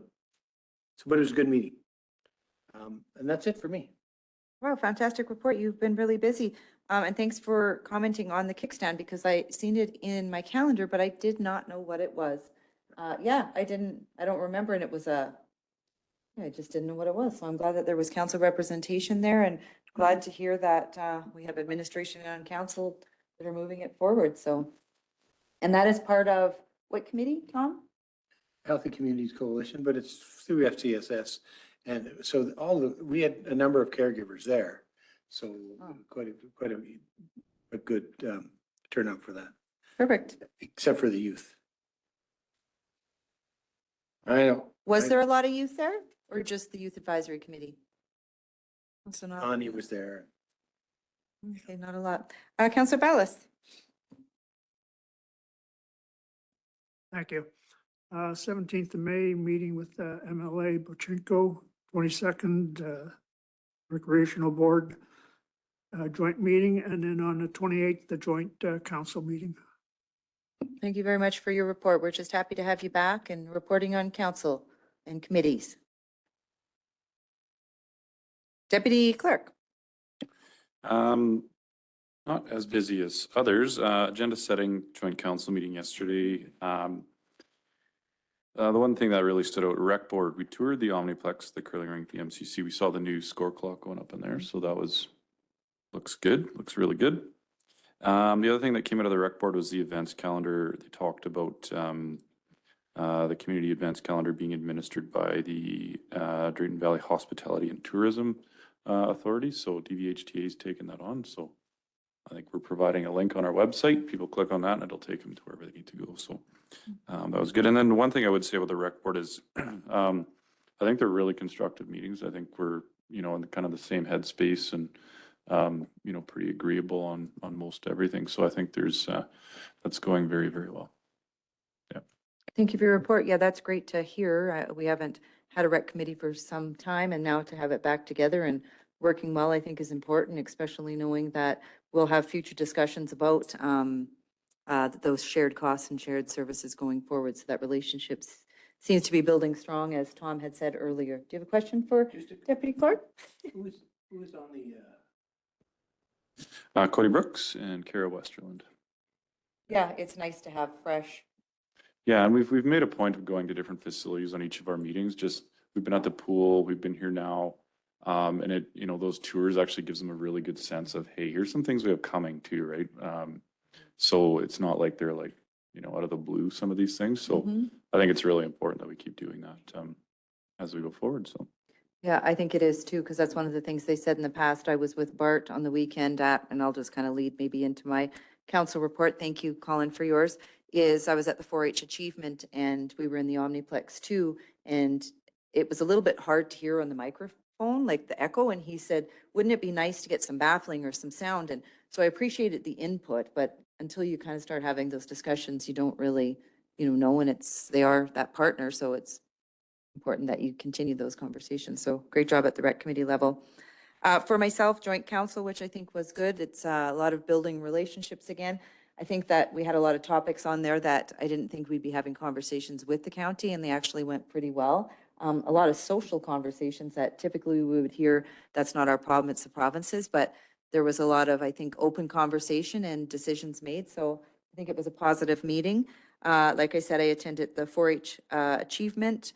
4-H achievement, that was yesterday, opening ceremony, which is always nice. It took me back to my youth when I was in 4-H and learned the many skills that it taught me, one of them being leadership and public speaking. And I can remember I was a very shy kid, believe it or not, very shy, terrified. And I can remember thinking how public speaking was the most ridiculous thing ever and that I would never in my life use it. So why would I be learning it? So it was just a little reminder, but it was nice to see all the youth learning those skills, and they were nervous and see that their cows and their steers, and there was a couple little baby cows were all shined and their tails were braided, and it was just really nice, and just heard some really good feel-good stories at the end of the day of a family that had lost their son last year and how a cow was donated back and rebought. So just some kind of feel-good stories out of that. I also attended the Air Cadets parade review and the ceremony. So it was a long day on Saturday, but it was really nice because talking to Miss Tanya Hunt, that is, I don't know what her title would be, but she's one of the teachers and trainers and leaders of the Air Cadets here, how it's grown. When she took it over, I think she said 7 or 8 or something years ago, there was only 8. And there was probably 30 youth or more, 30 to 40 youth on the weekend. So it was nice. They were all very, very nervous. Some of them were as early as, only being with cadets for 4 months. They did give a big shout out to Brazeau County and very appreciative for them providing the space, which is the old Public Works building. So I thought it's nice, but just a reminder that groups like the cadets and the 4-H are kind of, where some of our youth go. They're not always in sports and always in dance and things like that, but they're in different things, and how important it is that, we show up and appreciate and recognize them. So very nice weekend. I also attended CAPE, which was in Red Deer, Central Alberta Economic Partnership, which was an opportunity to talk to some ministers and the premier, and just kind of see what's happening centrally when it comes to economic development, where they are and where they're getting their funding. Attended the Mayor's Summit. ECDC Appreciation Day was really nice to see, like Rick had mentioned, see them get back in their space after the flood and things like that. And I just wanted to note and give a shout out to, when I was there wasn't any kids there because they were all at swimming lessons. And I just wanted to give a thank you to the businesses that sponsor the swimming lessons for the kids at the childcare. I think that's important. It gets them out of there. So it was a nice outing, and they also provide the transportation because the pool's now moved. I didn't even think about that, where it was right next door, and now they have to be bused. So a big thank you to the businesses that provide that, so the kids can go and get some swimming lessons in. Gala kickoff meeting, so that's happening September 19th. So get your nominations out there. Look for some fantastic businesses and people in the community to nominate. And that is it for my report. I am now needing a member of council to accept both department report and council reports as information. Councillor Gamana, thank you very much. And then I will ask a member of council to move us into closed. Did you have something to add, Mr. I just wanted to address Councillor Evans' comment about adding a package, a one-pager to the utility bills. So just so council is aware, that when we do that, the system can't differentiate between residential, commercial, or industrial users. So it goes to everybody. Okay. Okay. Just want to make sure you're aware of that. And do we want it to go to everybody, or that they intend? Is it going to be an issue to have that 72-hour evacuation list to industrial or commercial or some other account? In the end, I figure even if it's not directly applicable, it's the exposure we want, and they can always, send that page along to somebody else who might be interested in it. They can print it out and hand it out to their workers, but we'll keep that in mind moving forward with what we're going to put in there, just in case there's something that's not appropriate for those other users. Exactly. It's not an issue to send it. Just want you to be aware in case you get phone calls or emails on it. Sure. Yeah, we'll keep that in mind moving forward. Thank you. Okay, perfect. Thank you for that. Is there a member of council that'd like to move us into closed? Do we have closed item? We have one. Yes, we have one with FCSS, and I have a couple other verbal updates. Okay, perfect. Thank you. Councillor McGee, thank you very much for that. All in favor? That is carried. We're in closed at 1:38 p.m.